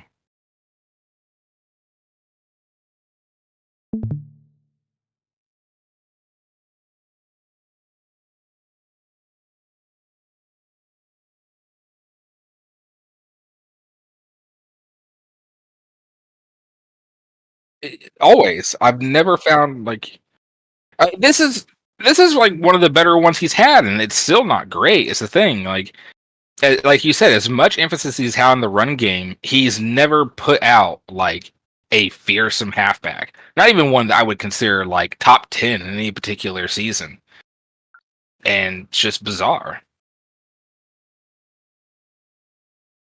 And Well, like, and I yeah, think it's because he's so focused on it that exact. No, it's yeah, I mean that well. could always be it too, just because he always has a weird I think that's quarterback and he specifically can't it. pass. Like maybe, but then again, this team kind of puts that into question too, though, because his halfback isn't doing awful, but it's not good either. So And I think that's the thing is that exactly that is definitely a question in that point. Most of the time, it's his halfbacks might actually be decent. It's just that because the offense is so focused around him, we all just run tag it and call it a day. We don't like we half-ass game plan because we just go and we'll just take away the halfback and yeah, whatever. And in this scenario, it might be this is a scenario of he's got passing offense that could do it, but specifically in that, without G, he has he has almost no experience running an offense like this, like truly doesn't. And the fact of, and I've been saying this, and every time we stream and I watch the playoff games, even last season, and I've told all the new guys this, and they still keep doing it. I'm like, guys, when you get into this heavy snow, unless you just are those special guys with those special builds, you just can't keep throwing straight deep balls in the snow. yeah. And I think that's one of those things is he's probably still going to do that, or because or it's the fact of what his offense is, and I haven't looked at it recently. If it's all just to throw into the tight end, then you're just simply going exactly that. Okay, you outside of your tight end, you have nothing in the pass. I'm literally just going to take that away and let the rest of my defense deal with your halfback. I mean that's why like I've Which been really worried about this team and playoffs is just because like, well, what are you gonna do? Well, I know if I see goal line, I'm just gonna pass tag goal line because it's impossible to actually run from goal line anyway. So I pass tag you in goal line. Whether I call TE smother or whether I call man base, I'm getting a double coverage anyway. That'll be fine. And then in one wide receiver, where you actually have a wide receiver in the field, yeah, pass run, call wide receiver one smother if you want to. Still call tight end smother if you want to. Like, I don't know. It feels too easy to deal with. Kind of well, the same as Springfield Adams, really. well, and you say that, but remember this is the team that beat you in the playoffs. I mean, it was in rookie and it was a fluke. It was like a +5 turnover game or whatever. Now, I will say that though, because I did get We sidetracked. will never forget. Yeah. I will say about this team though. On defense, he runs a 5-2 zone defense, and it should be completely dog shit and just get dunked on for like 70 points a game. And it doesn't because for some reason the quarterback doesn't read the blocking tight end as being open, even though he's wide fucking open every play. And it's weird, and I don't know why it happens, but it does happen. And I've yeah, I don't mentioned know. that this formation it's got a weird thing, but in general, I think we all agree Blood Raven should win. Yeah.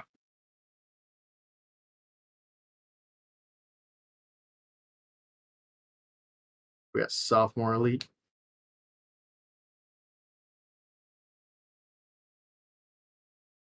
What is this? Underdogs versus orcs. Underdog versus orcs.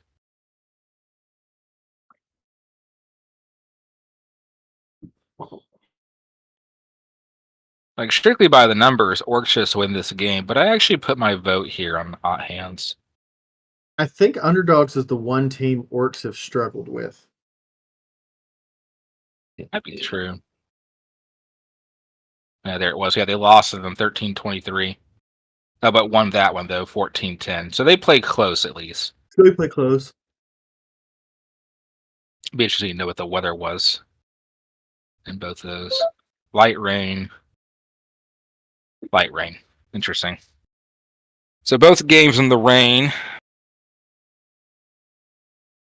19-mile-per-hour winds is fucking some winds though. What was the other game's winds at?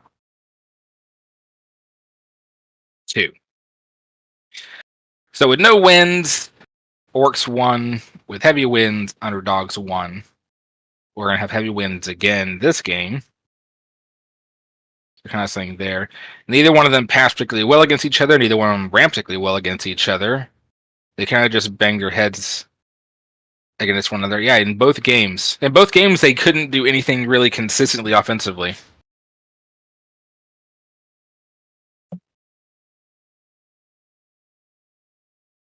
I'll be right back.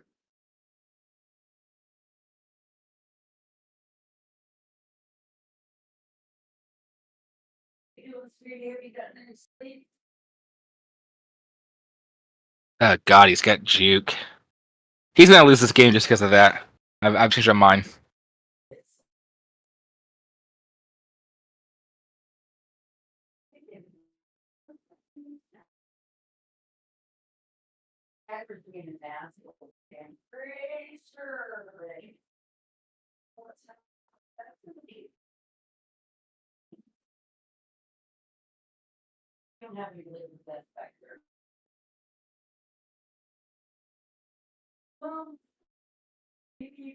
Watching this, actually, I'm getting a little bit more concerned for underdogs here. He does not have pass pressure.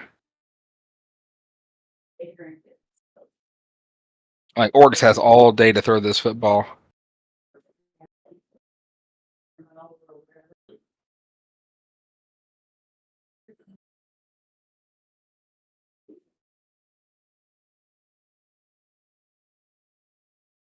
Must have gotten downed.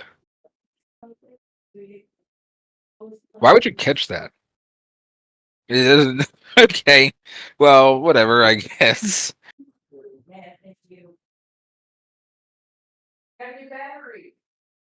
Oh God, yeah. Like, see that, like that juke on the fucking goal line, like.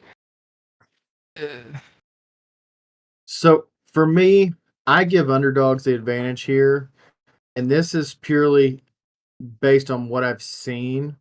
And I've mentioned this monsoon when we were in the first round of playoffs. I had this up streaming all the games, and I was commenting, and he heard me a couple times. And I've made the point 1,000 times. Monsoon has this tendency; he still likes to chunk it deep a lot, and underdogs don't allow that well. But I disagree. Hot Hands has been really good about, picking up what all of us vets say faster. Agree with that. Monsoon's gotten really good. I give him credit for being so new to the game, how good he's gotten. But he's done a lot of it on his own. And because of that, I think Hot Hands has learned some of those things. Like I've said is, hey, when you get into these snow, they're right there. Use some of these cutting routes. Do these things that, create space rather than just hoping you can outrun someone in the snow. I mean, yeah, And that's but I'm watching these games, man, and like the Orcs Oh, line is coming for the quarterback. Yeah, And then you watch, it like, is. when you watch the Orcs here, watch the line, like they're just fine. They're just fine. He's gonna have all day long in the snow to throw, and Hot Hands Right won't. there. Hot Hands corners at early levels, I think they'll start struggling later. But at early levels, they have been really. I mean, he had 29 pass deflections in his first playoff game. Yeah, I mean that is crazy. I'll give you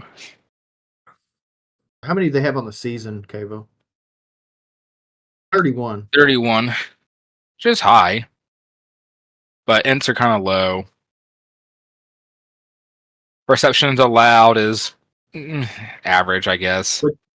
Wait, yeah, we don't know if screens are messing up that any. Yeah, it's the average. I don't know. Like I'm just thinking, like consistency being hit in the snow, like pass pressure is better, and I'm just not seeing pass pressure here. It makes me worried.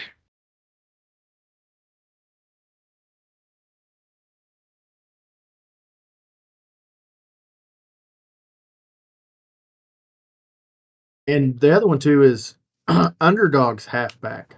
He did it last year in playoffs, and even like the last couple games, his halfback just picks up at the end of the season. It's kind of interesting that it's done it the last 2 seasons now, where just towards the end of the season, it really picks up and does really well. I mean, in both So games I that think, these teams have played, both their halfbacks have been pretty ineffectual. yeah, you've powered through it. Yes, yes. It's quite humorous to watch that, but also like, That's pretty cool. I had a wide receiver built like that on Stream Team on the original one, Chase Battle, but yeah, I remember that. it was just so rare to see it fire.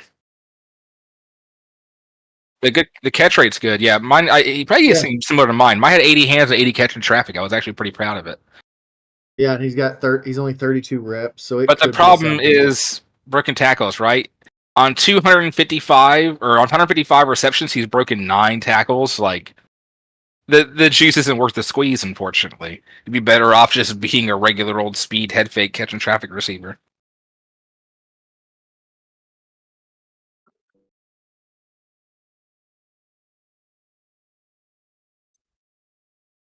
I mean, it's dope, no question.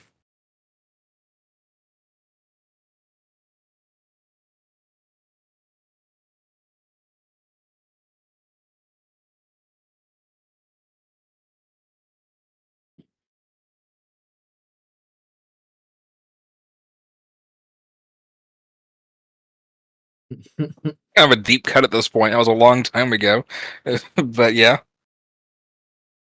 it was like 2005 or six or something. Um, No, no, that was like 2012. was it that? Okay, maybe my perception of time is fucked. I'm old now. Who knows? Yeah, why would you catch that even?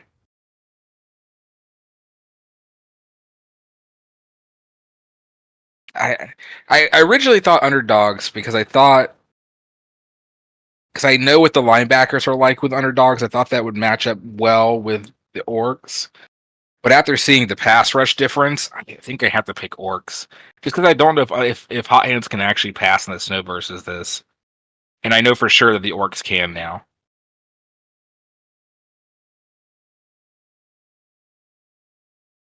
Yeah, I'm putting mine on the orcs. Yeah, and you got that. I mean, it's a squeaker, but yeah, I've got underdogs, you've got orcs. What'd you say, Cavo? coward. He always does that. He doesn't want You know, by the rules, there's absolutely not going to be a there. tie. There's no reason to even talk about this game. If Kentucky's going to win by a bunch, it's a CPU. The CPU, no. Guy, Bob does. I forgot that Anatolia Bob actually lost to a CPU. It's so bad. Bob doesn't lose to CPUs. Oh, imagine that. I don't think any good coach does. The only coach that loses to CPUs is GE. Yeah, mine like this. It's not even worth talking about than me. 23 sacks. Yeah, All right, right. yeah. So anyway, Bob wins this. We're not going to talk about this game. Moving on. Okay, this is kind of interesting at least. This should be a good game. Well, yeah.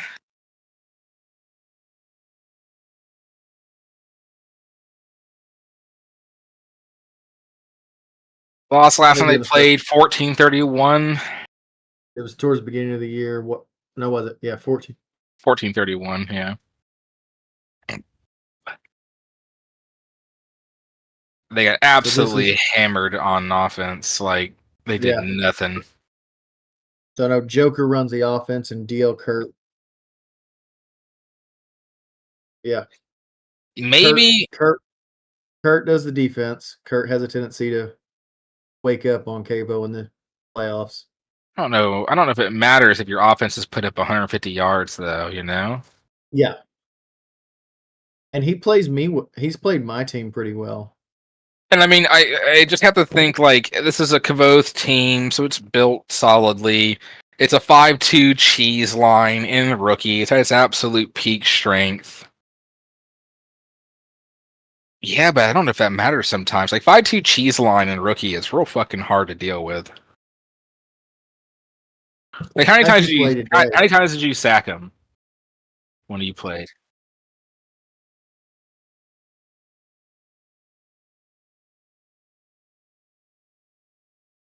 Yeah, and I told Arthur and I were talking the other day, and I said that Just he's goes still hands untouched. down the Yeah. best return guy.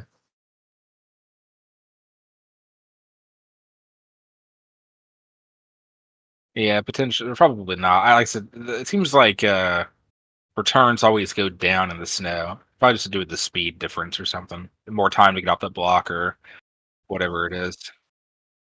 I did see that rookie touchback. Yeah, So that stiff means also okay. arm, stiff arm That means halfback Arthur. though. That does mean Arthur's not getting any field goals. Hey, what do you don't need field goals. You don't need field goals when you score touchdowns. Yeah, fuck it. Yeah, at that point, you ought to still just try him, just because. No, 7 or 0. That's how it works. Yeah, see, this is the problem. Like 5-2 rookie trying to run the middle. Like, there's nothing here, and there's not ever going to How be anything there. how fast is the Osiris halfback? He's a stiff arm, so he's going to be slow. He seems like he's got some speed. 5-4. 5'4", He's so faster than he he's should be. probably 40-ish. No, he's faster than that at 5-4, maybe 50. No, I'm at 50 on mine, and I'm like 5'2" or 5'1". Interesting. Faster than I would have thought.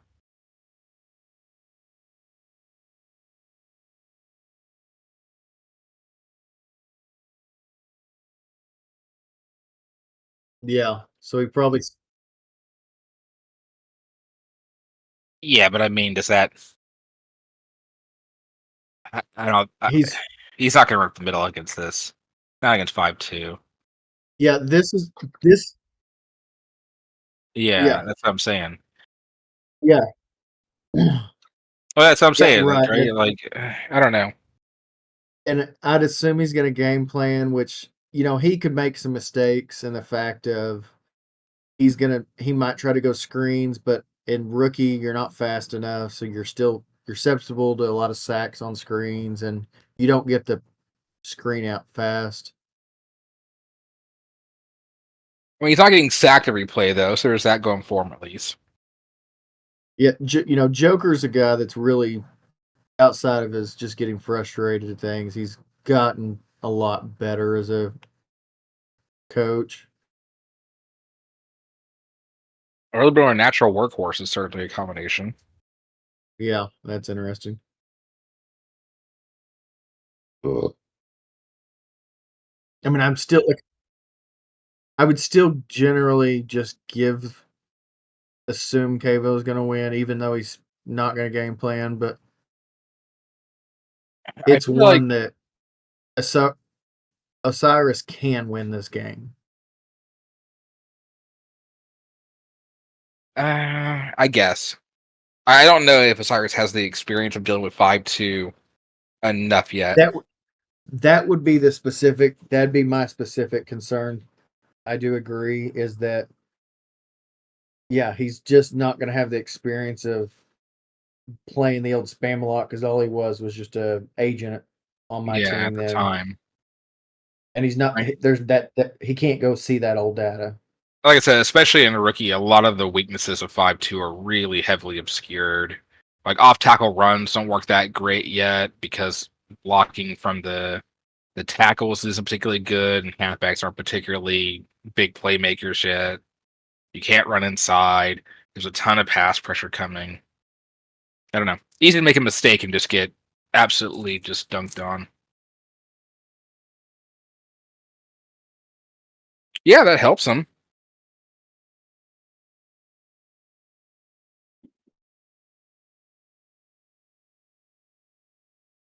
I'll give him like that, like 10-15% chance.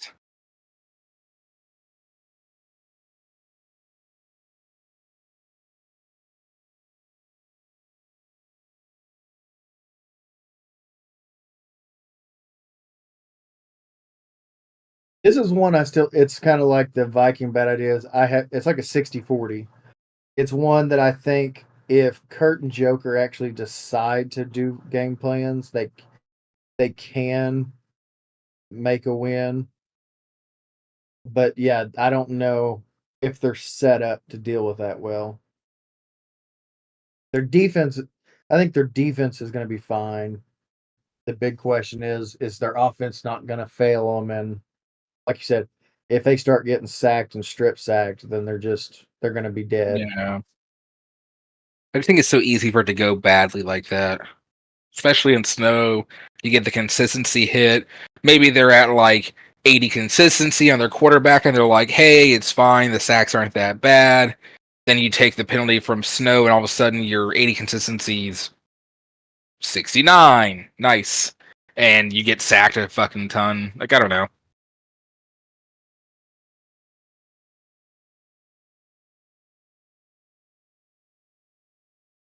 Really hard to say. But I give the advantage to Kavoth just because it's Kavoth, right? Like, especially in rookie, like Kavoth, Bo, me, kind of some of the most prolific rookie coaches in terms of like likelihood to win. I don't know. I think it's going to be hard.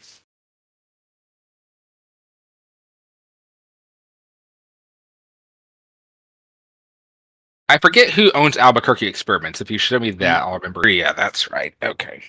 I give us a Feep then. Even though Neri is a really good coach, like Feep is fucking weird, man. Like if you don't understand like what you're dealing with, there's no way you're gonna win a game like this. And I don't know if Neri Yeah, has been around long enough to understand what Wiggle Warriors is. yeah. The big thing is franchise opened up feet to do so much. And then yeah, when they play, they just beat the shit out of them both times. Yeah, Like there's. is Wiggle Warriors easy to beat? Yeah, kinda. I don't But you even gotta know if he's. you gotta know I how to don't think do he's it. even. I don't think he's even doing the screen stuff. Is he not? What a baller. Yeah, because he has no stars on defense. Yeah, no stars at all on defense. I wonder if he's doing a completely like jigsaw defense. That'd be even more interesting than I. Well, he had the money probably. It's feet, okay. But it's What? unboosted. God damn it, Veep. Hold on. What the hell is this a It's franchise? not a franchise. It's just a team. What the fuck is he doing?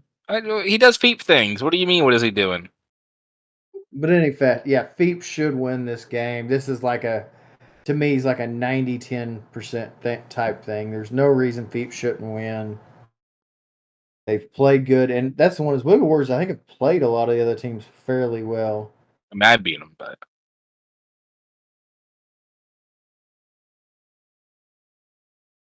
He's fast. decently fast. Yeah, I saw that 4.8. He's got like 70 sprint or something like that already.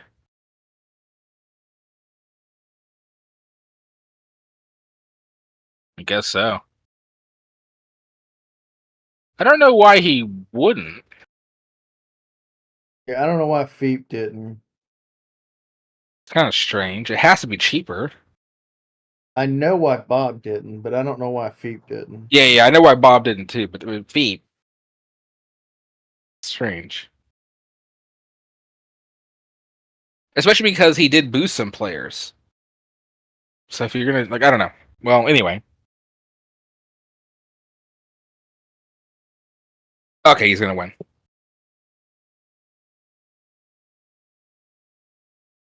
Yeah, because I think that's my star kicker build. That's 75 hard on a high contract Yeah, of in course. rookie. It's Feep. You know he's attempting like 65-yard field goals just because he can. Well, that and I know he really likes that star kicker build that I have.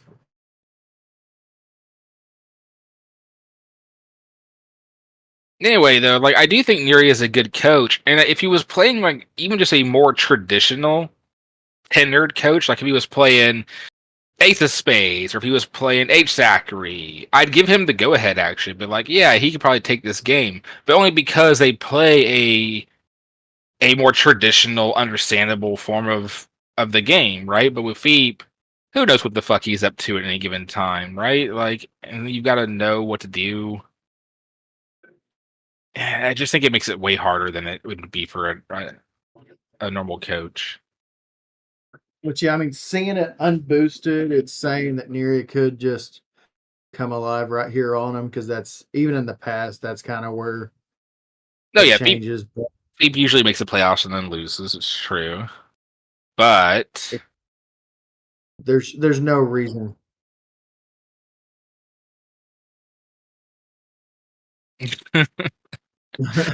it's true. I just give it to Feep just because experience wise alone, I just think it's gonna be hard to do that for a newer coach like Nerio. Final league, we made it. It's me versus Dolomite. All right, Dolomite loses, and I'll tell you why.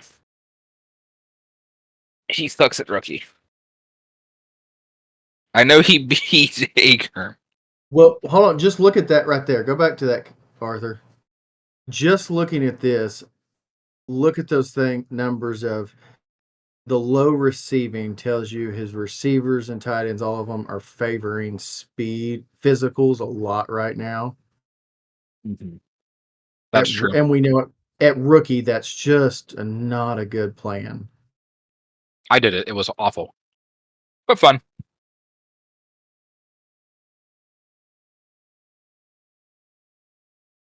How fast are they? Oh God. Fucking A. Yeah. Yeah, he's fast as fuck, boy. Yeah, he's got like 85 sprint. Yeah, that is not going to work in the snow. What's his completion rate? 90. God He's got like a damn. solid 33% completion rate. Yeah, and He's not dropping anything though, to his credit. my D line is like the second best sacking defense in the game on rookie. Yeah. Second or third. Oh, that's weak compared to my sacks.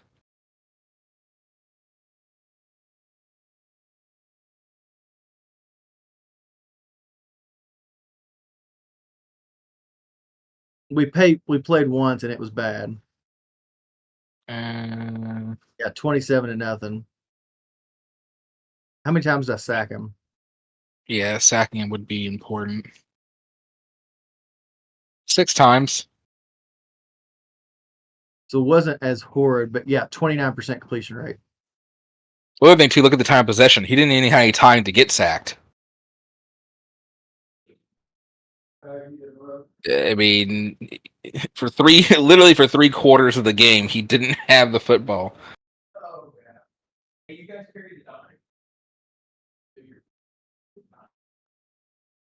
He couldn't run, but he made up for it by not being able to pass.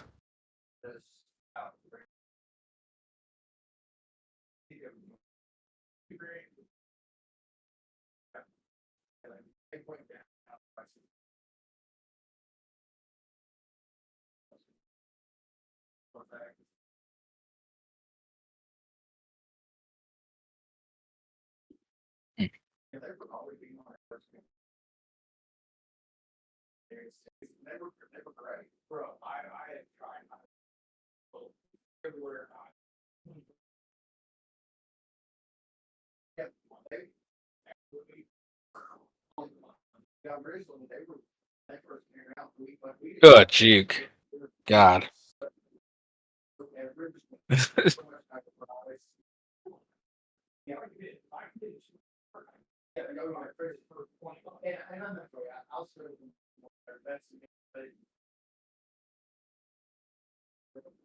Yeah, it's bad, whatever it is.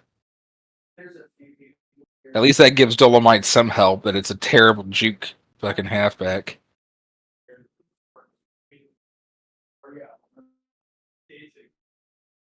That was a slow play action for goal line. Usually it's a lot faster than that.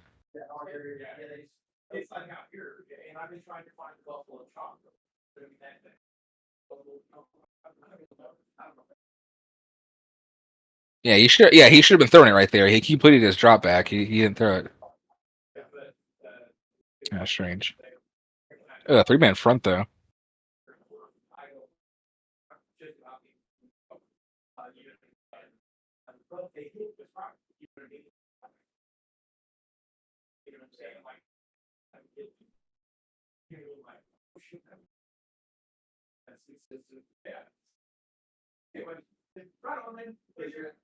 Didn't complete a pass even with throw the needle.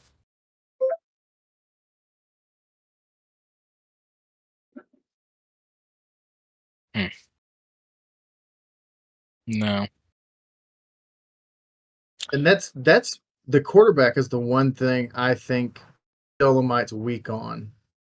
His receivers in it being good, his tight ends 50% in it good. completion is okay though in rookie, but It's not 114 sacks, and he look at the goddamn hurries. Holy fuck! yeah.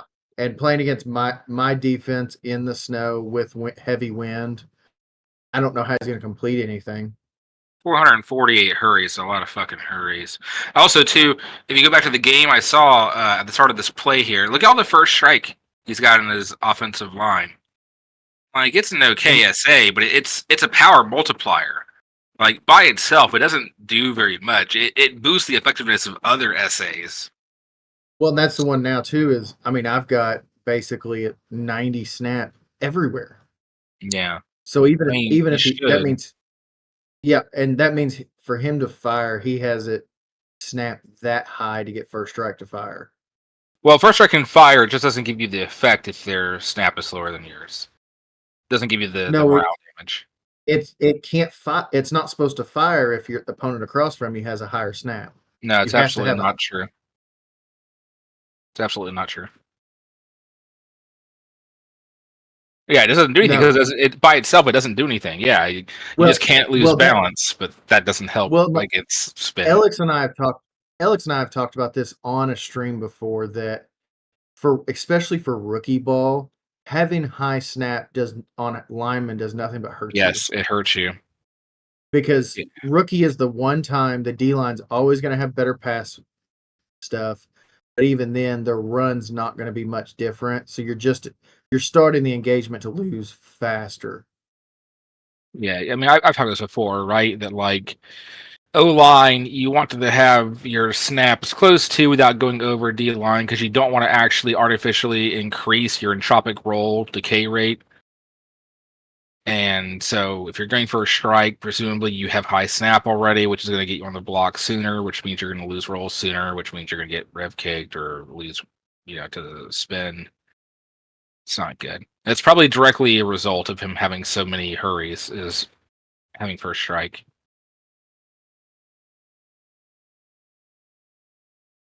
80. 80. He's he started 80 day one. But he's bitch made though, because my halfback started hit day one with 95. Yeah, didn't you go 95? That was the funniest. Yeah, I've We were got building 95 elusive. Yeah. there was a lot of things we did not talk to each other about how we're building our teams. Then we were starting to talk about stuff and we're laughing that a lot of the stuff it was like it was similar in aspects, but yeah, he went more full. Yeah, Edgar full wanted his team to actually win. I just wanted my team to ball out.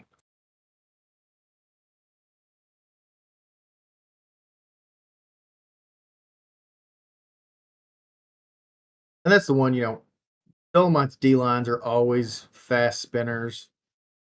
Nothing's worse than a sack on 3rd and 7 in the goal line, though. Like, I know. it's so frustrating. It's short yardage. Like, And that's just one of throw those, the football.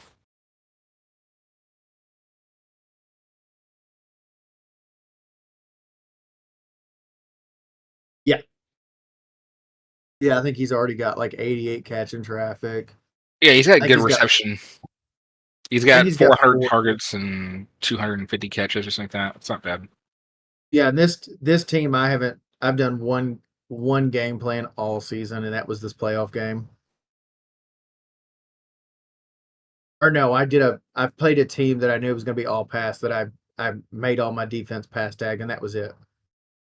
That defensive end's a little slow. Yeah, they all have like 25 sprint. You could have done higher. I think their end builds only go to like 30 or 35. Oh, are you using the same ones as me? Yeah, yeah. Yeah, okay.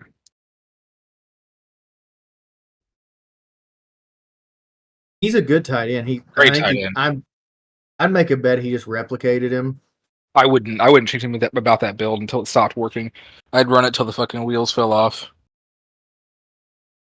And he pretty much just rebuilt Sansal with, I'm assuming, what he felt needed to be changed. I think that will be But probably his downfall in this game, though. If you go back he's and gonna look be at even slower. yeah, if you go back and His look at the only original, go at on, the finish your what? thought.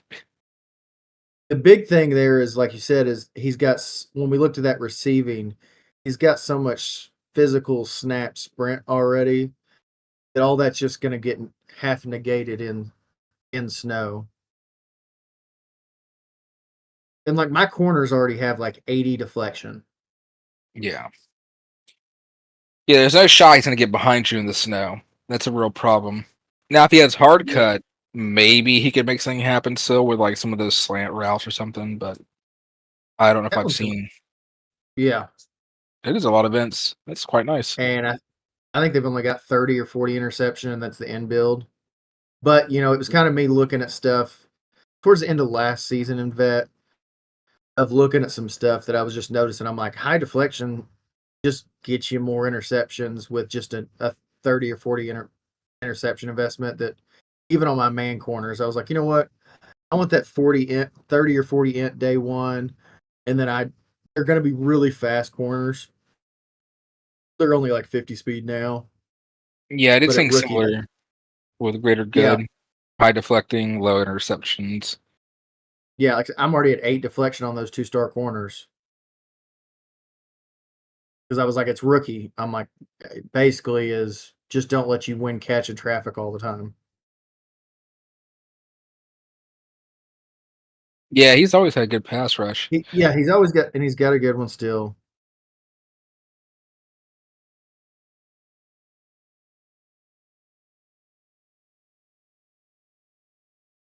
Hmm. I think I recovered that one. Yeah, I got You lucky. recovered it. You got lucky there, yeah. And then you immediately just literally get strip sacked again. Yeah, and that's one is like that was one of the big differences right out the gate of my defaults all season was like 3rd and 10. I was still and 3rd and 12 and shit. I was still passing, but as soon as I went to playoffs, I was like, okay, I'll never fucking do that. Well, that's when you should do it. They'll never see it coming. Oh no, he will. Or he's because if you look at my tendencies, that's what they've done all season. So I Yeah. mean, he'll watch this and that's fine, but it's one I don't want to sit there and intentionally give up, like you said, free strip sacks in the playoffs. This is his problem. So I was going to say before, his halfback. This is the same issue that's always kind of plagued him. His halfbacks suck real fucking hard until vet. They always have. They become really good. Like if you look at his other halfback, I don't know if he even is still around anymore. You've got workhorse on a halfback. Yeah, that's actually inexcusable. I don't know what the fuck he's doing. There's no reason to ever do that. I think I've done it like once or twice just Well, because, but you it were was wrong it to do it. It was doing something. It was doing something just crazy on the halfback. I think Hyoto Kaimara still has that halfback. Yeah. So if you look Yeah, at his I think halfback, it's absolutely terrible until vet, and then all of a sudden you're like, oh, okay. it's soft. It's pro league that it really awakens, which is normal. Yeah, pro league. But like, however he builds his halfback, the end build clearly works. It's fine. It's good. But whatever methodology he uses to get there, that doesn't work. He needs to change up his build order. It probably is. It's probably just all Yeah. speed, and that's why it sucks because it can't doesn't How have any fast? playmaking. 4.29, How it's fast? blazing fast. How fast is his rookie one now? 5, so he's It's like 60, 60-ish. Yeah. he's close to 60, so he's probably done a little better, but still, The workhorse if though, he that's shaking me. I don't understand. Like I think he was like, okay, well, I've got early bloomer, so my condi's lower. I need to fix a workhorse, but I guarantee if he plugged at the build a bit more, he would have found a better way. yeah, my guess is that he's going high, really high elusive and physical, so he used it to supplement, but Yeah, but no, there's always a way on a halfback to do it. Like unless you're like hell or high water, I refuse to take Hometown Hero Road Warrior. You don't need workhorse.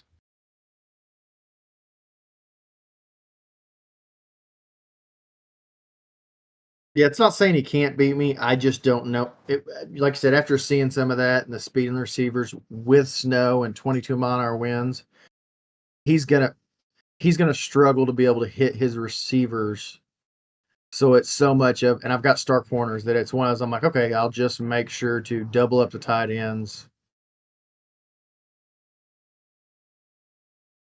Yeah, I just don't see a route forward here. Yeah, I don't, but I I think don't he knows. I think he knows his halfbacks aren't good enough in rookie. But you notice, like that's the games he loses is when you go look at the games he loses and he just can't pass at all.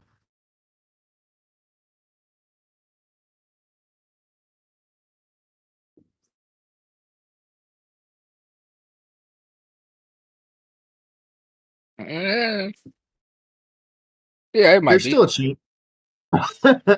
There's a chance for it. It's still Dolomite, and he's getting better consistently. But it's one. Yeah, I'm not positive. If it was a sophomore, I'd feel a lot better about it.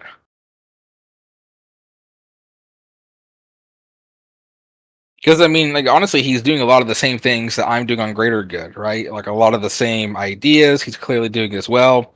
But the difference is that on Greater Good, I did it knowing I wasn't going to win. So, God, Jake, what are you doing? Shits and gigs, baby. Shits and gigs. So bad. Rookie should be its strongest time too. Defenses are slow. They don't have good pursuit, presumably. They're Yeah, I don't. balanced. Yeah, throwing backwards, that's a decision. That they do that in that goal line play all the time. Play actions in general. See that right there. This is one of those plays that Alex and I have been talking about for two tight ends messed up. It's not that the block tight ends covered somewhat too, but my first read always in this play is blocking tight end, so it should go tight end, wide receiver 1. Technically, the read goes all the way to 2. The tight end is the very last read in the progression, and it still is probably the highest targeted in like a tight end drive play. See, we're at blocking tight end. It should be going to wide receiver 1 now, but it goes Because straight over. that's because it can't read zone and it thinks fucking he's open. It's like, oh, look at that cushion, he's open. But by the time the ball gets there, he's fucking not. Yeah. And Yeah, it does it even if it's zone or man. It just makes no sense, and I've seen it it doesn't matter what level the game is for that play. It's the whole that formation has weird things that we tried to ask Board on, he didn't even respond about, man. that they will just completely ignore progression routes. I'm beginning. He thinks he's open. That's why Yeah, I've suggested that what needs to happen is that you have to literally give the quarterback ESP. You have to pre-roll the power roll and pre-roll like the time to arrival of the pass, and then base it off of how fast the receivers and the defenders are moving. And then you have to make a pass awareness roll to actually like gain that information, right? Well, it's just like for mine in this one, in any fashion, it's to me is, and I get the part. The throw's not very fast because he's rookie with lower power. But in that one, it's like if you're the whole point of having lower awareness is I only throw to the first read or I go to my second, and you either throw it just because that one you had don't zip sit on it, there. though. Just to nobody. Well, this is the same way. I have 30 awareness. I'll say now this one we go through fast because it should be. Yeah, he threw to the safety though. Yeah. Of course, he was zipping it in there. Yeah, and he wasn't even pressured on that one.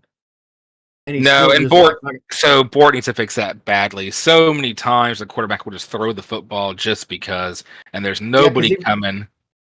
No, because at this one it's supposed to be blocking tight end, wide receiver 1, I think, then wide receiver 2 or halfback, and then tight end. And you do get a lot of times in this with this play is that they'll go to blocking tight end, and then they'll either hit 1 or on their way to get to 2, they see the tight end and hit them a lot. So this one, I rarely see him go to wide receiver 2 on this play. But it's one, like this play with no pressure, he just like you said, he teleports his reads and skips. He skips half his reads on this one play. Yeah. For no reason, because the guy's not open. There's no reason to think he's open. So at this point, I'm like, they're covered. But at that point, the tight end's the most open guy, just the regular tight end. So how did you go to wide receiver 2? It's just simply this formation. It does not follow the logic of the pass reads at all.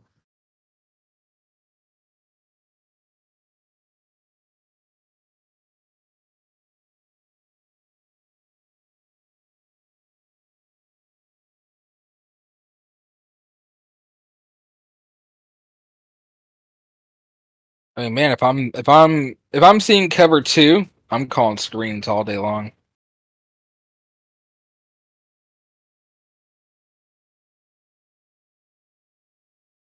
He cuts inside. Yeah, but it's also just because cover 2 is absolute dog shit against the screen now. The strong safety being pulled way off to the opposite side of the field just means that like the numbers advantage. The strong safety, I agree and disagree. I get that it goes now. Why is safety turned his back? I don't understand in this time. They just do that. It's a pass because it's a pass play, so they think they should be double covering because they see it's weird because they see the tight end doesn't come out, so they should immediately be like, "Huh, it's probably a run," but instead they run off to double cover somebody instead. Yeah, well, and this is something that like even Hero and Rabbit and I have talked about is that in real football, obviously you can't always compare. Is even your safeties, your linebackers and your safeties read O linemen at the start of a play. So you're supposed to, is like you have to make the read run or pass, but what are you reading to make that judgment? In this game, it's probably the quarterback. In this game, they read the quarterback first, so they go, okay, it's a pass, go to my pass assignment. But what's supposed to happen is you're reading even your safeties read the lineman to a level. So you go, okay, they either go forward leaning down, it's a run, or when they pass block, even here, their heads come straight up for a pass block. So you go pass, but even the safeties, because they're in zone at this point, even your linebackers, like the linebackers should see, even the free safety, the strong safety might still miss this in a real read, but your linebacker and your free safety are going to see guards immediately pull. Yeah. So even in real football, that's what they would read is they would go, that lineman's pulling, even in a real pass play. And there are pass protections where you manipulate this, but you immediately go, lineman's pulling, you follow the lineman because you know it. So even the safety. We've talked this before, right? Lineman's pulling, quarterback has the ball, screen. Like, yeah, it's and exactly, and it's not. Don't get me wrong. There's times like Yeah, there's third and ways 10, to. and you would go, well, it'd make it worthless, and you're like, okay, but Yeah, I mean, like you said, the fucking wide receiver gets planted and he still makes it into a touchdown. So, but that's why I because of literally plays like that, that's why I gave up cover two as a man defense. It's so bad against the screen that it wasn't worth it to me to run the play.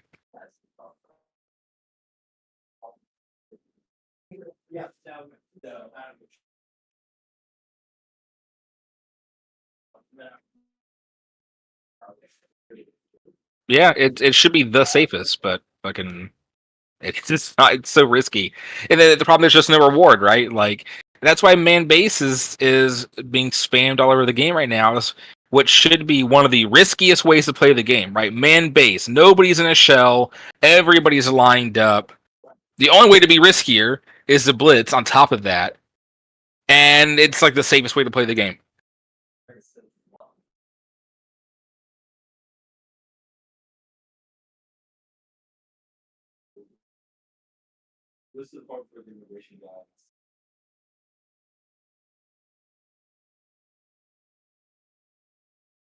And I mean, it needs to be fixed for the sake of play diversity, but I don't even know what you do about it.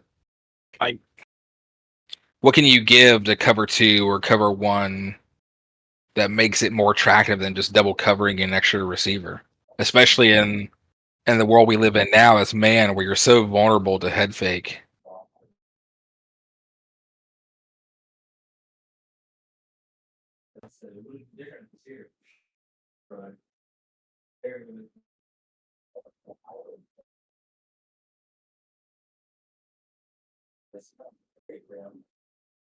I think middle linebacker. Yeah, I've mentioned that for a while. That I feel like middle linebacker should have audible control.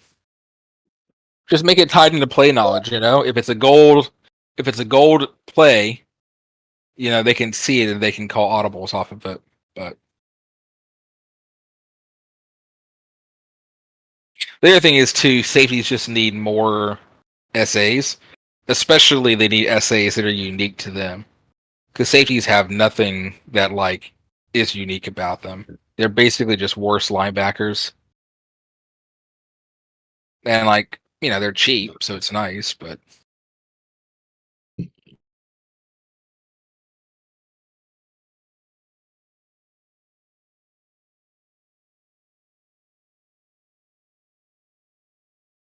yeah. A lot of it's yep, just classic. bullshit. That's what we talked about for is us at one point, us doing streams where it's like us three talking, because then it's us getting into game mechanic builds, how they play different, what tendencies of people, logic you Yeah. call plays. I mean, I think it's be fun to do like a roster session as like a team building exercise with like three of us because it's you got three of the best at doing it, talking about it. You could learn a lot, even if it'd be rambling. You know, it'd be like a 5 hour stream, but yeah, and Hot Hands was here too. Yeah, yeah, yeah. Yeah, I think he's just Yeah, been in listening. spirit. But I mean, yeah, it'd be a rambling 5 hour string. But if you could muscle through it, you'd probably learn a lot if you were a newer Oh, coach. people could learn so Not. much because they would see us like, oh, what's the basis of what are we building for? Okay, what's your build? What's my build? Okay, yours is terrible. Okay, but yours does this, but you forgot this, or what are you going to do without that? Okay, all right. All those things we do into the building of the team. Now, of course, then someone will start seeing also what happens with us is we'll spend 2 hours and then change it all because then we mention something crazy. But Well, you it's know, that whole process of how we do that. Like I said, Alex and I making the Kansas State defense, and I think we did that was like a 3 or 4 hour thing, and it was us just some of it was just straight. That's bad. That's bad. Well, what about didn't we say we wanted this? Oh crap, we did. Well, this is probably better, yes, but it doesn't do that. Okay.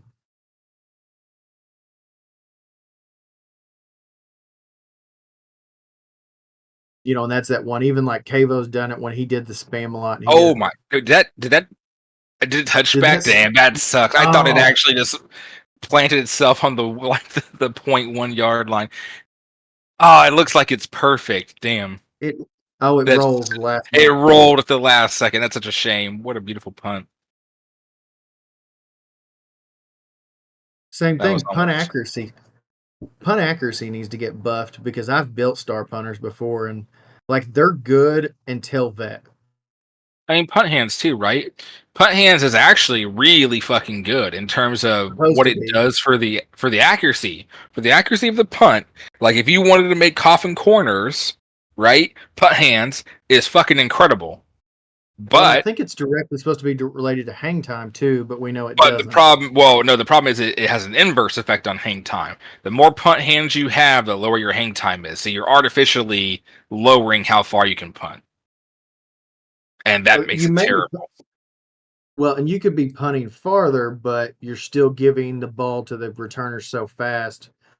You got Sure, you got 5 more yards on your punt, but you're giving up 10 more yards on the return every time. Well, it's not even just that. Unfortunately, the because Bort, with his like velocity to arc thing, the less hang time you have, the less the ball travels too. Like they're just linked together at the hip. So if your hang time goes down, your punt distance goes down.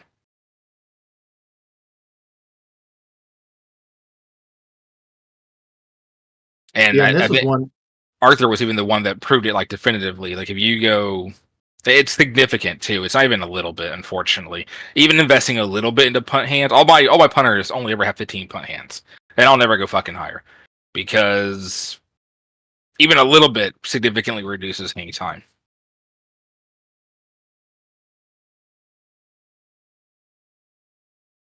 But I have done 100 punt hands before, and I I've only never can done punt like 100 punt hands. I've done it. I only can punt like 30 yards, but damn, they're awesome every time. But that it's not helpful, like.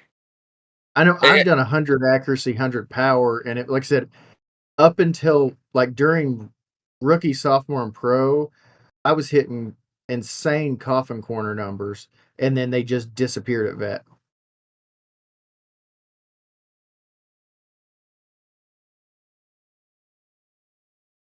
Like I guess if you did a superstar punter and you're like, I'm gonna go 100 punt hands, 100 punt power, and it'll basically end up being kind of like my punter had like 70 punt power or something like that, but it'll be accurate as hell. I don't know. It's probably not worth it money wise, but it might be okay.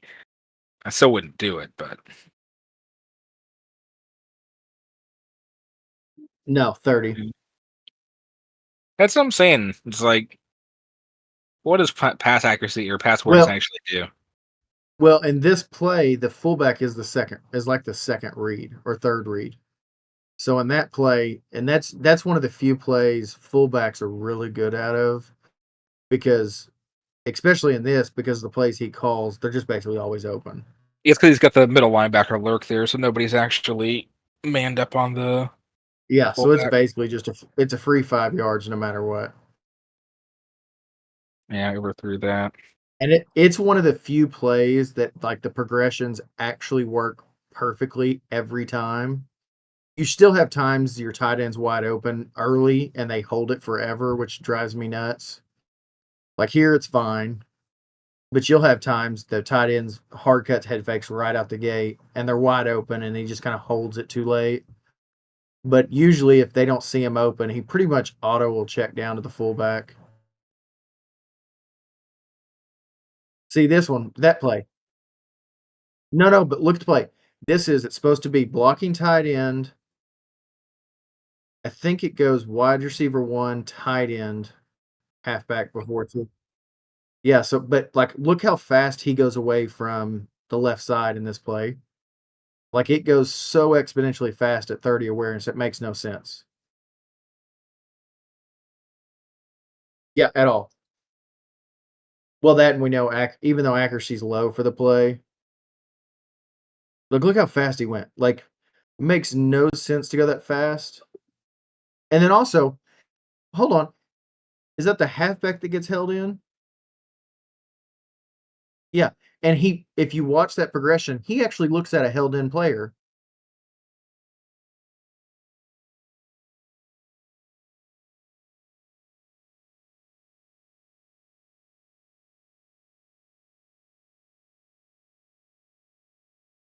'Cause you'll see it goes to the right, it even goes all the way to the sideline, which is really where the halfback is there. Why did you even look at a halfback that's being held in?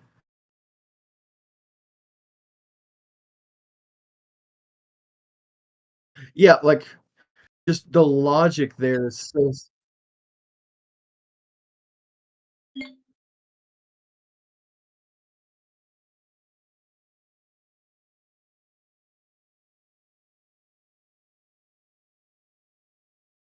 No, I think the only way he c the I honestly, the only way I think he could manage to win is if all of a sudden I just start giving up a bunch of sacks and fumble 'em, personally.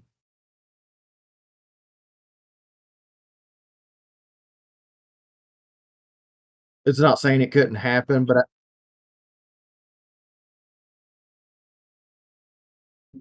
but it's one the wide receiver. Yeah, right. I'm gonna Yeah. go in and I'm gonna make sure all the plays are doubling the tight ends, and I'm just gonna basically call it a day. Even if he watches this, it's not gonna change that because if he can manage to get those stupid fast wide receivers to actually catch the ball and win, you know what? What gonna stop it anyway? So there's no chance of that.